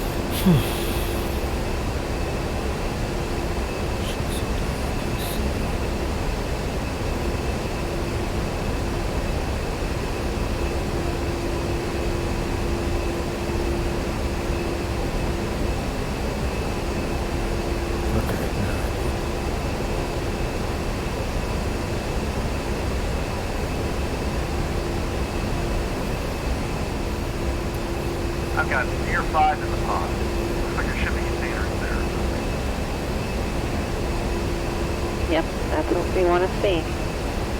You may have to go into a wide field of view and zoom out and look around to find the truck when we're ready for that. For now, we're worried about moving targets in the targeting pod. Sounds good. A few things about getting and maintaining a point track on a moving target. Firstly, your TGP may not get a solid track on your first attempt. You may have to adjust your zoom level on the video in the TGP page. It's going to be easier for the pod to track something that contrasts well with the surrounding environment. It would usually be easier to drag the crosshairs out in front of the same path and let it drive into them, versus letting the pod try and pick it up There we go. right on top of it. Okay. Why is that? It seems to pick up the tracks a little more efficiently. At least it does for me. Yeah. Roger. Have a look in the area around Tier 5 and locate that ABC. You you want me to reposition and set up an orbit over Steer 5? Negative. I actually want you to go masked at some point so I can show you something. If Steer 5 is currently masked for you, that's fine. Just continue to spin until you go unmasked. Let me know when you're visual on the moving APC. Okay, got it. 1, tally APC. Pressing TMS forward short will cycle you between area and point track mode. Please ensure that you're in point track. Point track mode set. Now I want you to achieve a stable point track on that APC. Your indicators for this will be a so-called point track box appeared centered over the object being tracked, and the pod will move with the track, keeping it all centered in the display. Roger. Stand by 1.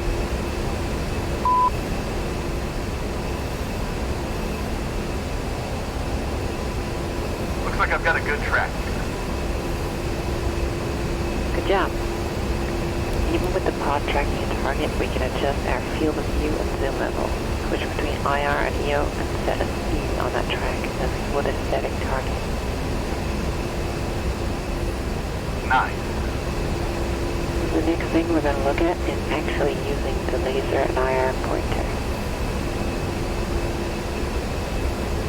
Obviously, the targeting pod has a laser in it for targeting. It also has an IR pointer. Unfortunately, we can't do much with the pointer right now since it's daytime. That's unfortunate. You will get to play with it when you do your night sortie. Anyways, the pod will emit a beam of IR light that anyone wearing night vision will be able to see, but anyone not wearing night vision will never see. That's pretty rad. It is neat the first time you see it. It literally looks like a laser beam straight from the jet down to the road where the pod is looking. Sweet. Also The got some laser mirrors. emits light in a spectrum that cannot be seen by either NODs or the naked eye. We can adjust its pulse repetition frequency, PRF, or as some folks calls it, the laser code. The pod will always default to 1688 on power, but through the menu we can change that PRF to match our laser-guided weapons or another attacker's weapon. Yeah, I think you've already talked on some of that. Shit, yeah, that is right. We already got our PRF set up, right? Yes. Yep, I'm shooting a 1222. Okay, cool. Moving on then. The pod will emit in 3 different ways. We can only shoot the laser, only the IR pointer, or both of them at the same time. Press OSB7 for me and cycle through the different options. As you do this, you'll see the indications for the laser status change in the TGP page and in the HUD. Return to laser only mode and let me know when you're ready to press on. Ready to move on.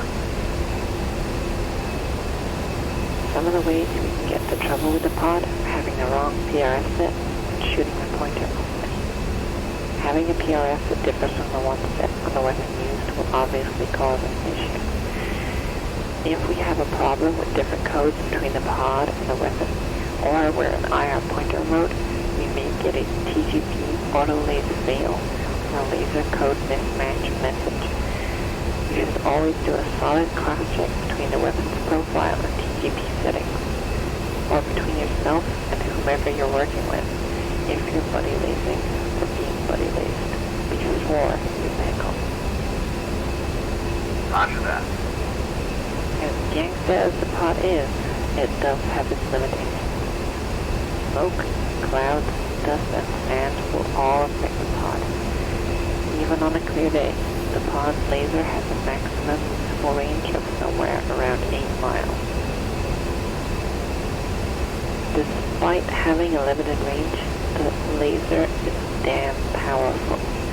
Make sure you're not shooting it at other airplanes, grunts, or anything else you don't want to risk permanent eye damage to.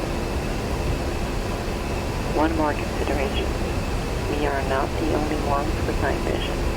If you're out there blasting the IR pointer, just remember, it also draws a line straight back to your aircraft that anyone else with NODs can see.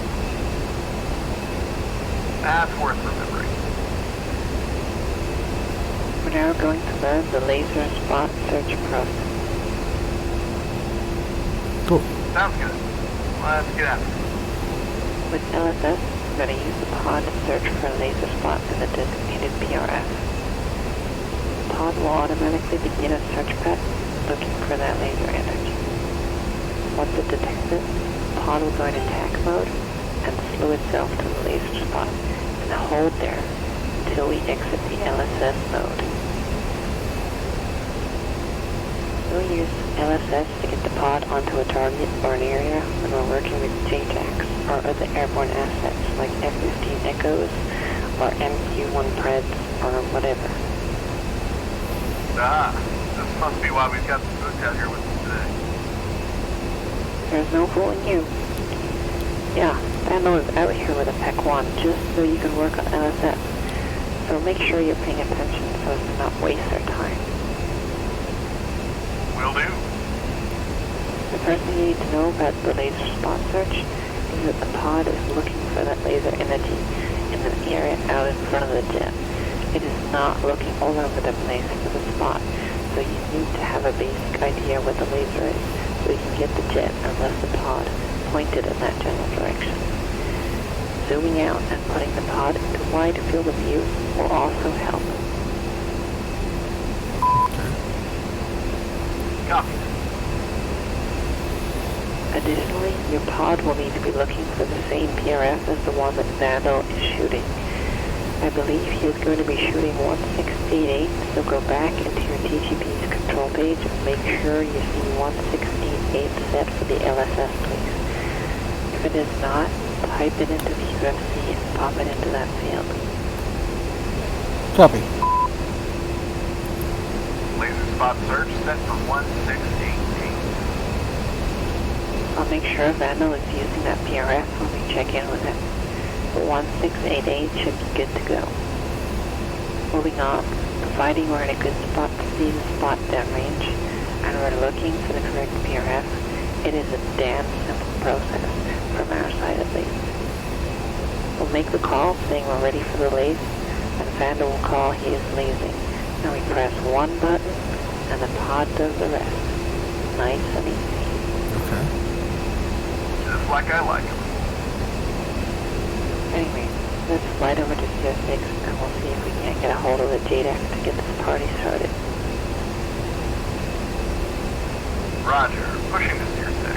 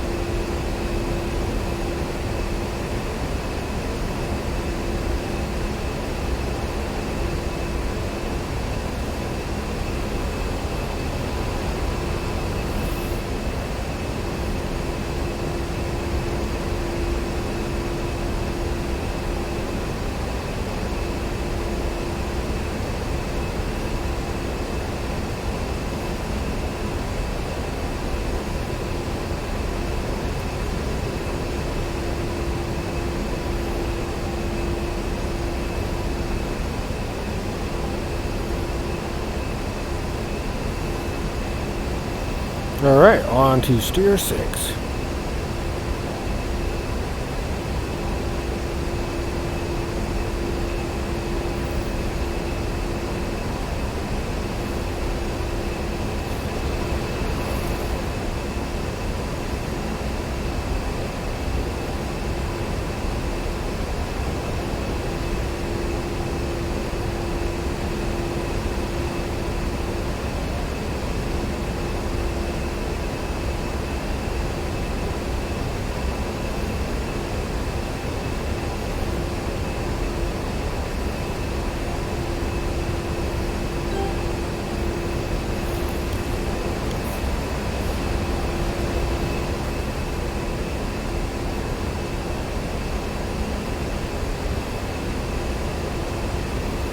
And frequency set.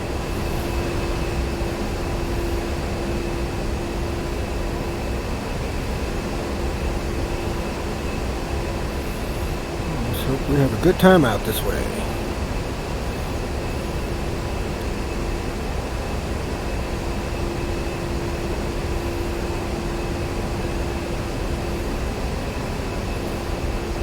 Looks like we should get to steer 6 and then look over here to the northwest.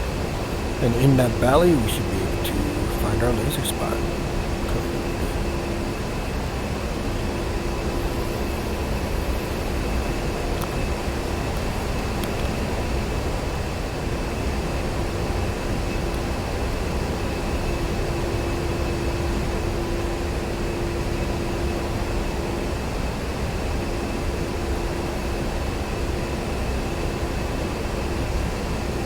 That green X down there, it's a friendly. Have fun.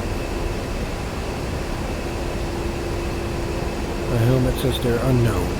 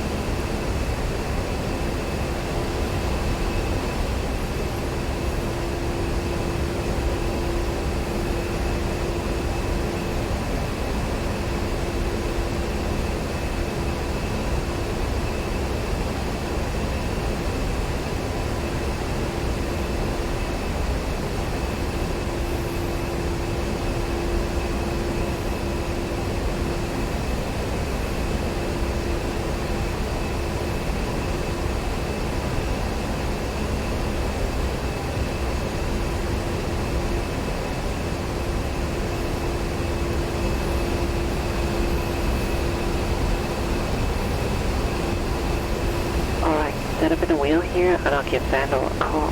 Come up 145.250. 145.250. One's up on 145.250. Vandal 69, Tusk 22, how copy? Tusk 2-2, Vandal has you Lima Charlie. How may? We got you Lima Charlie as well. Have you seen? We are en route to IP4 at this time. Give us 5 mics and we should be ready if you guys are all set up. We're all set up down here when ready. Tusk 22 copies. Thanks, guys. Once we've talked through the process, we'll tell Vandal we're IP inbound and headed his way. And we're getting ready for his spot. He'll be lasing a target at Steer 7 for us. Easy enough? Easy enough. Yep, sounds straightforward enough. Good. After Vandal indicates that he's lasing, we'll enter the LSS mode. We can do this a few different ways. One method is to smash OSB 6 on the TTP page, or we can do so by pressing China hat after the short on the throttle. Interestingly, we have the sweet upgrade right now and some older jets still mixed in. So if you find yourself in an older suite, some of the hotels have changed. To enter LSS mode in the older ones, you want to hit PMS right and long instead of the China hat. I'll try to keep that in mind. Please do. Once you're in LSS mode, you'll feel a few boxes and stuff disappear. Instead, you'll see a crosshair that fills the entire screen and LSRCH at the bottom of this display. You'll also see the FAQ moving all around, showing you where the pod is looking. It will look for that laser energy until it finds it, or until you turn off LSS. We'll assume that it picks up the spot now. Once it detects the spot, that LSRCH will change to detect for only 1 second. After that, detect will turn into L-track. The pod will slew to look at the spot, and in the middle of the crosshairs, the box will appear over the laser spot.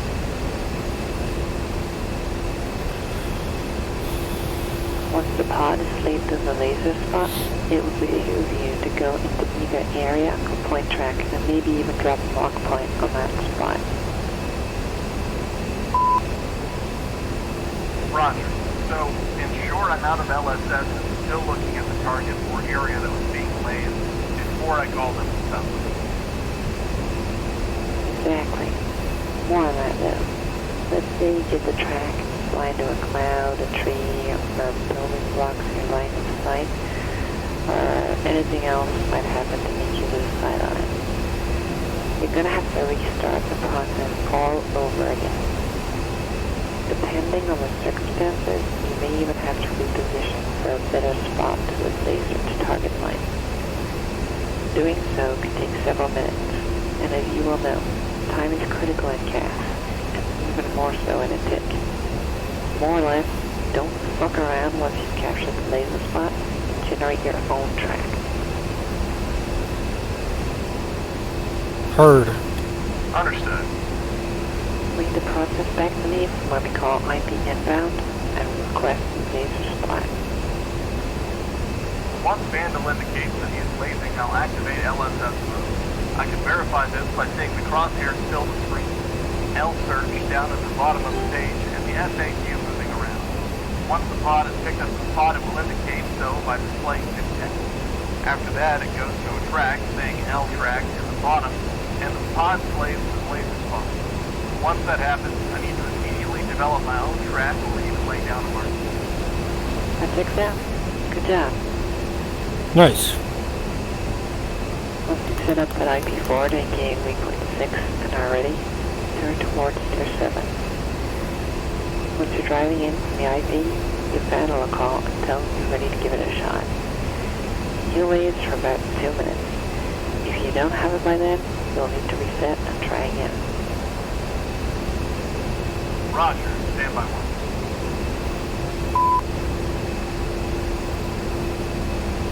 Okay, I'm gonna try to line up with waypoint 6 all the way back this way.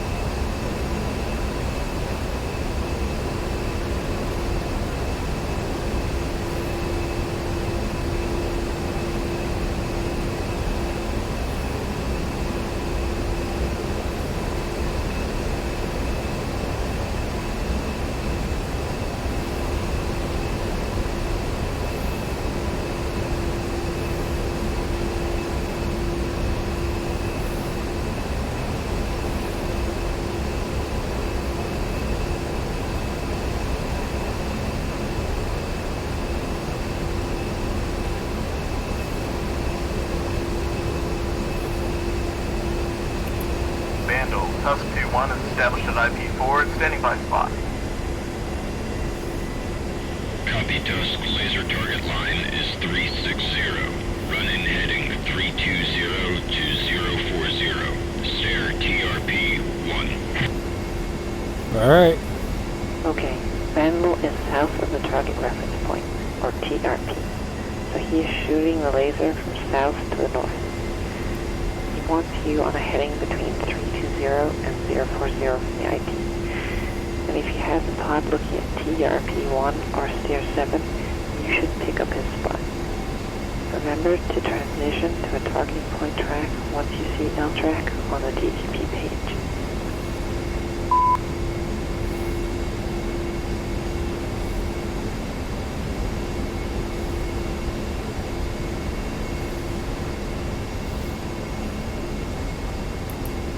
Tusk 2-1 is IP inbound. 10 seconds. Come on.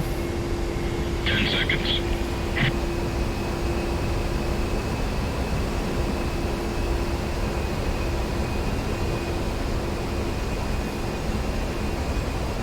Laser on. Vandal, lasing 1688.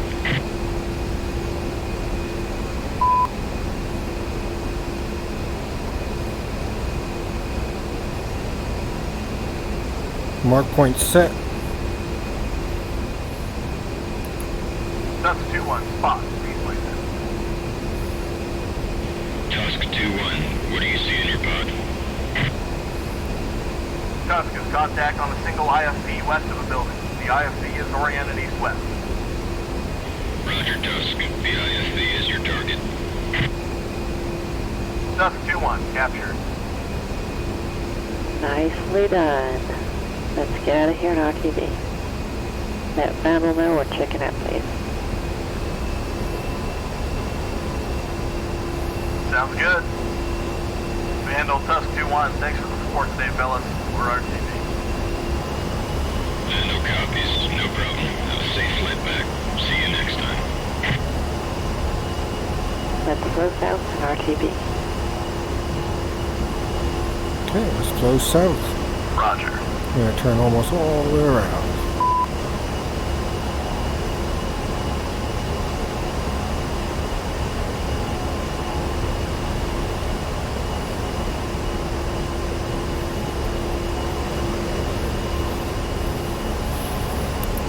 Blackjack, Tusk 2 is leading Dogbone and RTV.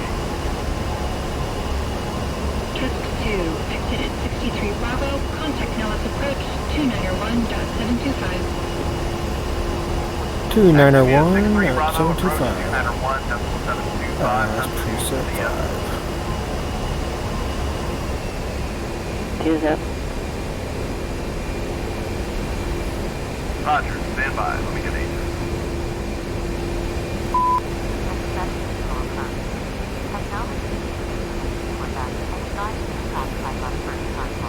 Information Quebec.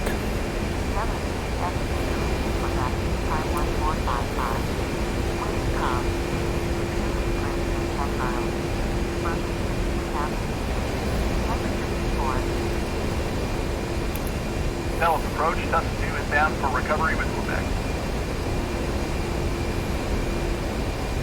Tusk 2, Nellis approach. Radar contact. Cleared for the strike recovery. Runway 21 left. Report gas peak.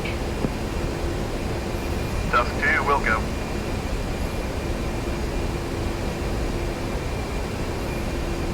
Let's go ahead and fence out.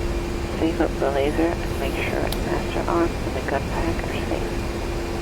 Ensure our countermeasures are in standby mode, and lastly, switch on your exterior lights.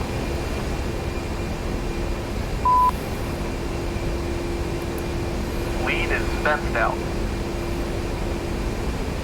I know we covered quite a bit today, but you did pretty well. Thanks. Sure, there are a few points worth going over again though. If the situation permits, try and set yourself and your pod up for the best view of the area of interest. Run the target down the side of the jet with a pod on it and offset from that area a little bit to widen out your field of view. Gaining altitude is another way to try and add in some distance and broaden your field of view as well. When you're in either of the IR modes, don't forget to adjust your gain and levels on the pod to get the best picture and the best track on moving targets in point track mode. Also, don't forget to use the tab to alert you if you fall below a set altitude. Roger that. The biggest thing to take away from this is this. Don't get sucked into the pod. The TGP is just another tool in our toolbox that can massively improve the thing. It can also dramatically reduce it when misused or overused. The pod has a very narrow field of view at usable ranges, and it is all too easy to lose a handle on the ground situation looking through that proverbial filter straw. Keeping with the same idea, don't forget to look out the damn window. Keeping a good scan while using the pod is going to be the very best way to keep yourself alive and lethal. As great as the pod is, the Mark 1s are still your biggest asset. Point taken. Thanks for working on this with me today. Sure thing. Thanks for being a good student.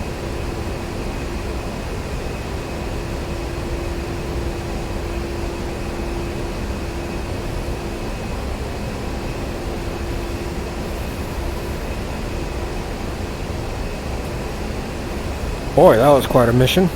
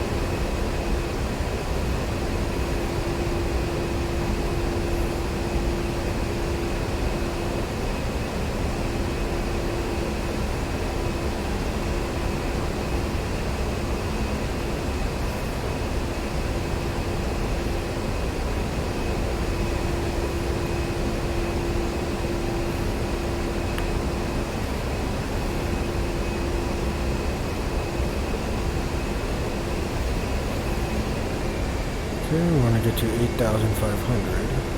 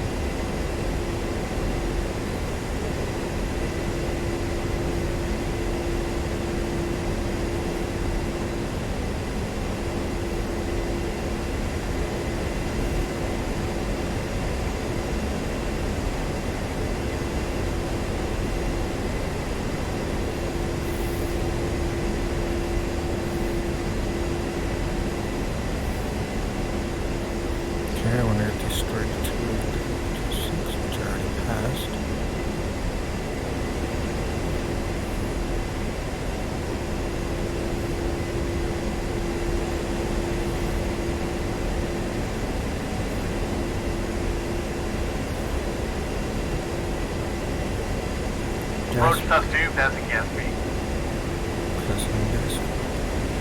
Task 2, Nellis approach. Contact Nellis Tower at 327.7. Copy. 327.7, Tusk 2.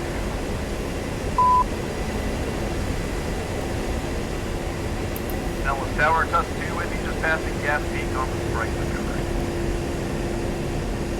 Tusk 2, Nellis Tower, cleared for visual, runway 21 left, report apex. Tusk 2 is clear, visual, 21 left. We'll call you at apex.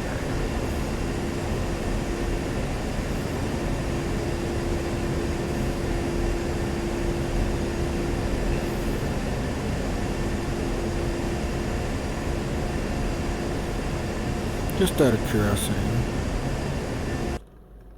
what is the local adjust?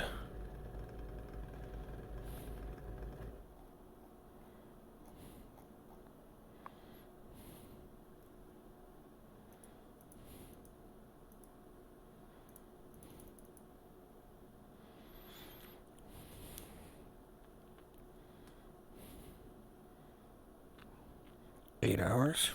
Okay.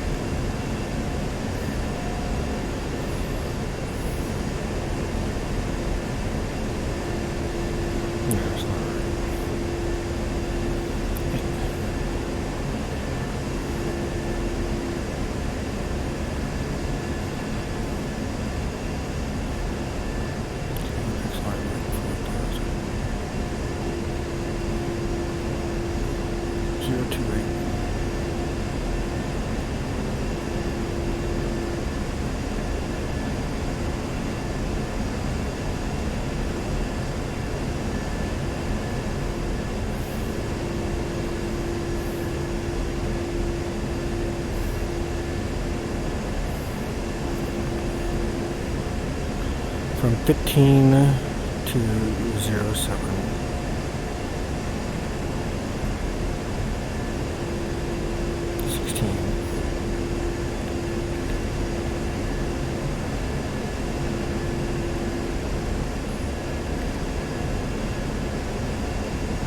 There we go. Minus 8. That's what I want to do.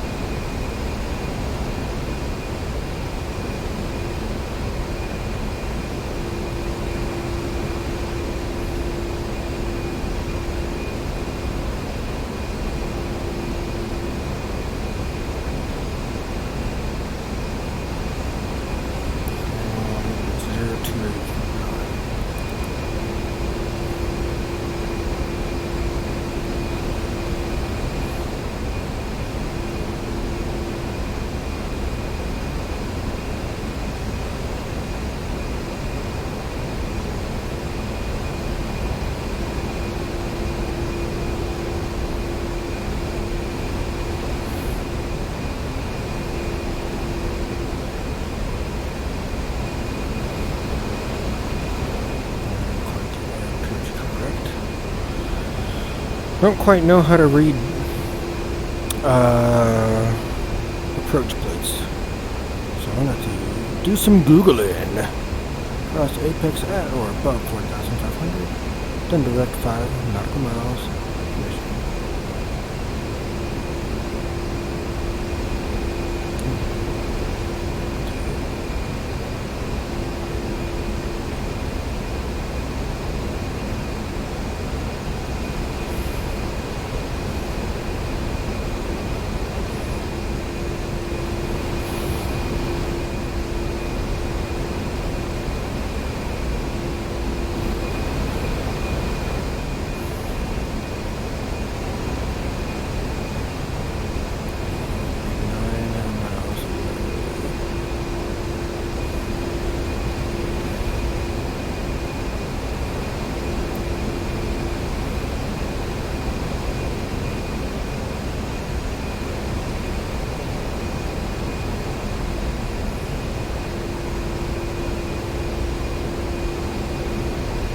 7 miles.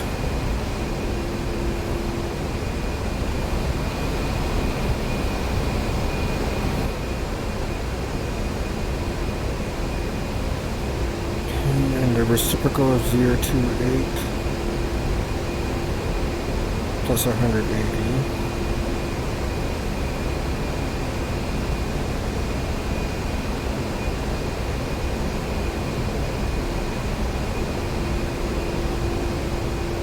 Tusk 2, reporting apex. Let's move on. Tusk 2, Nellis Tower, roger. Tusk 2-2, give me a left 360 for spacing.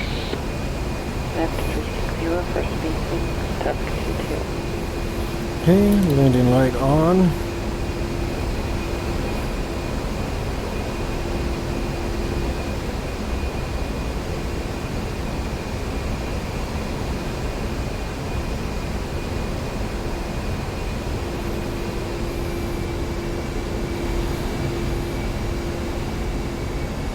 Alright, and I can just go ahead and get the visual landing from here.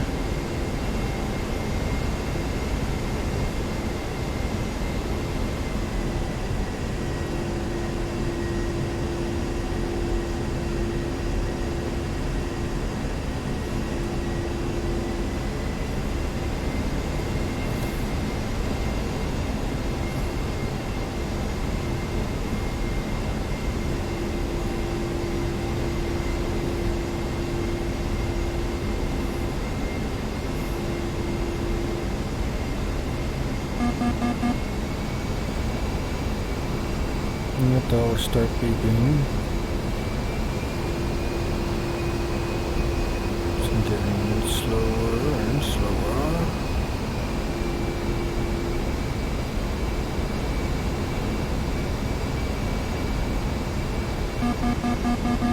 And now I can drop the gear.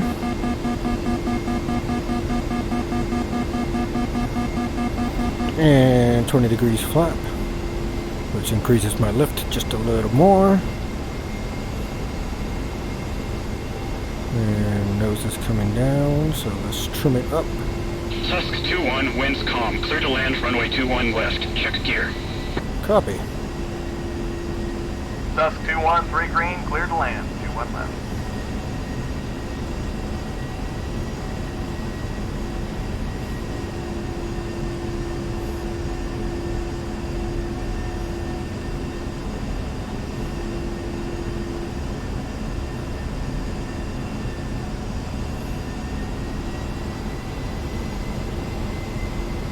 Come a little bit more left to line up perfectly over here with the runway. There we go. A little more nose up trim. Okay, there we are. And a little more power.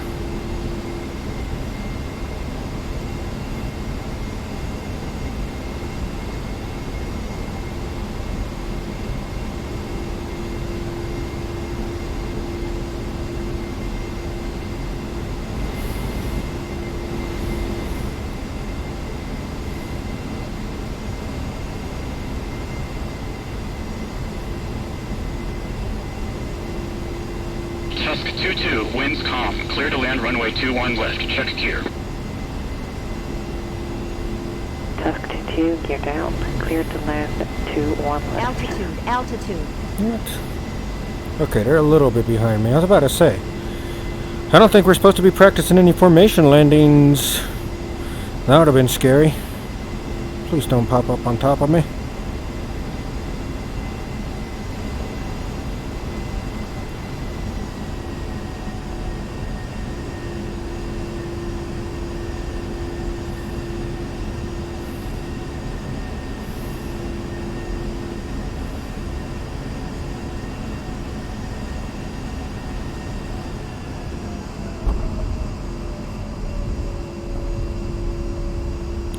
A little bit of a rough landing.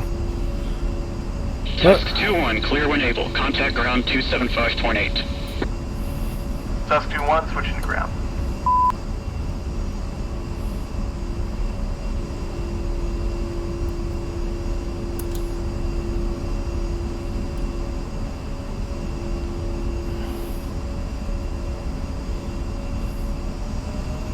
Okay, let's get off the runway before Lotus comes in and lands on top of us. Alright, disarm the ejection seat. Start turning things off.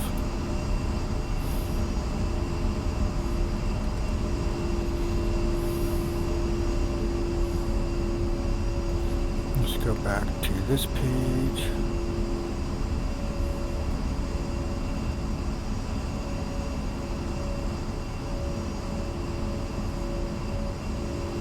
And let's go to ground speed.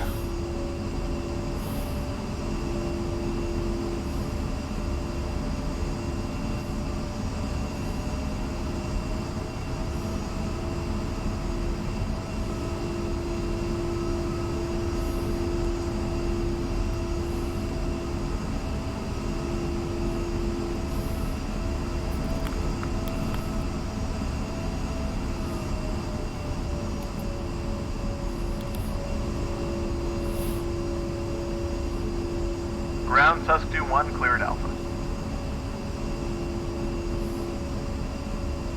Tusk 2-1, welcome back. Taxi Golf Charlie for Thunder. Golf Charlie for Thunder. Golf and Charlie, Tusk 1.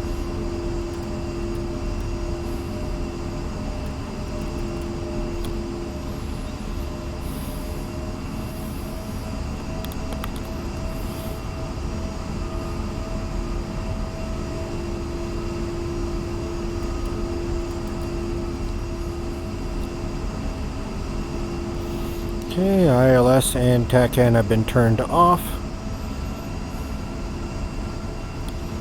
Can stow the flag there.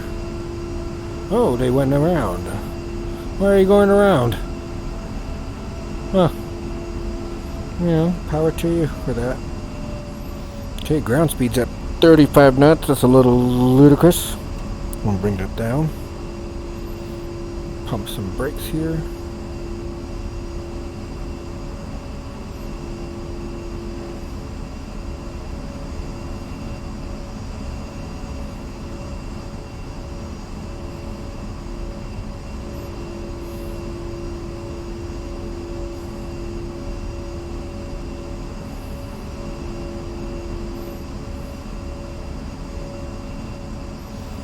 Nice. Well, that's the 9th out of 10 missions for this campaign for the Iron Flag Part 1. And that was a fun one. That was a long lesson. I calculated 2 hours 10 minutes, but looks like we went about 2 hours and a half here. Not too bad. All said and done. You can turn off the MFCDs and power that off.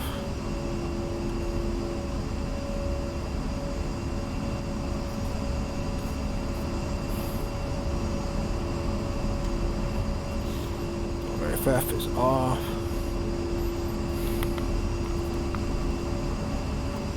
Pitot heat is off.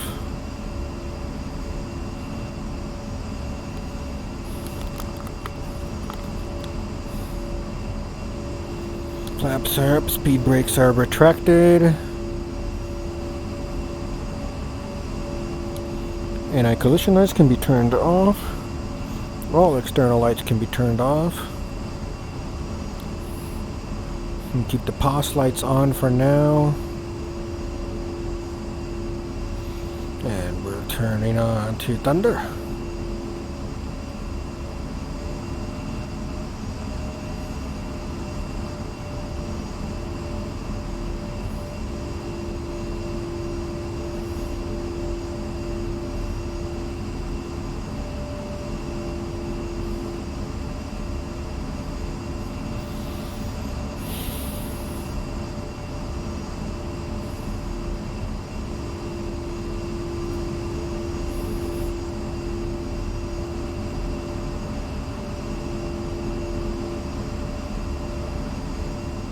I don't like how close that came. Alright, and this is our parking spot. Very tight ramp. Lots going on this ramp.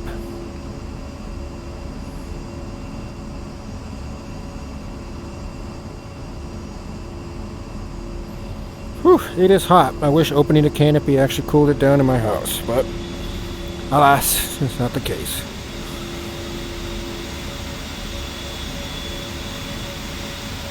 Okay, that's up. And turn that off. We can turn the radios off.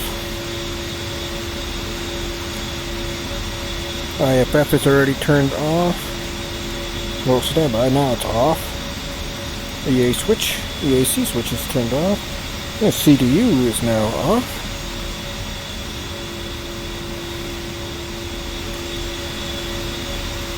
Now we can go ahead and turn those POS lights off. And let's pull the left engine out of the idle detent into the stop detent. Anti-collision, or anti-skid, excuse me, off. And landing light off.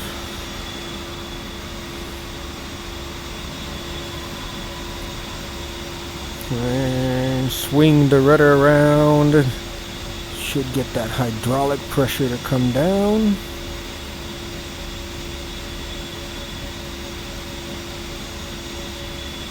There it goes. Hydraulic pressure's coming down. Good. And for the sake of brevity, right engine is now coming off. Steering disengaged. Master caution extinguished.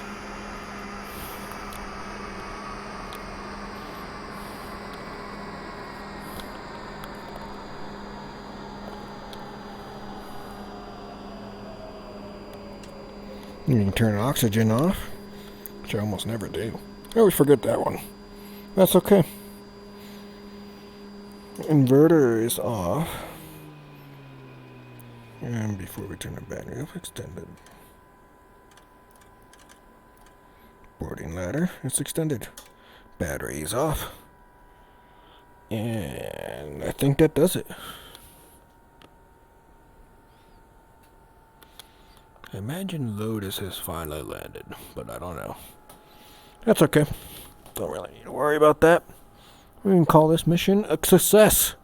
I'm hoping for 100, but wouldn't be surprised if it ended up being something funky. Like a 80. So I got the F-86 question wrong. Distance and orientation.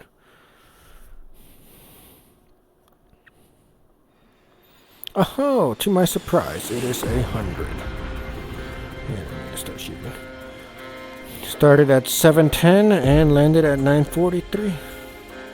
Or shut down at 9:42. Okay, well, people, that was a long one. The next one is air to air. That'll be fun. An hour 50. Wish we were doing that today, but we'll do it another time. We'll do it soon.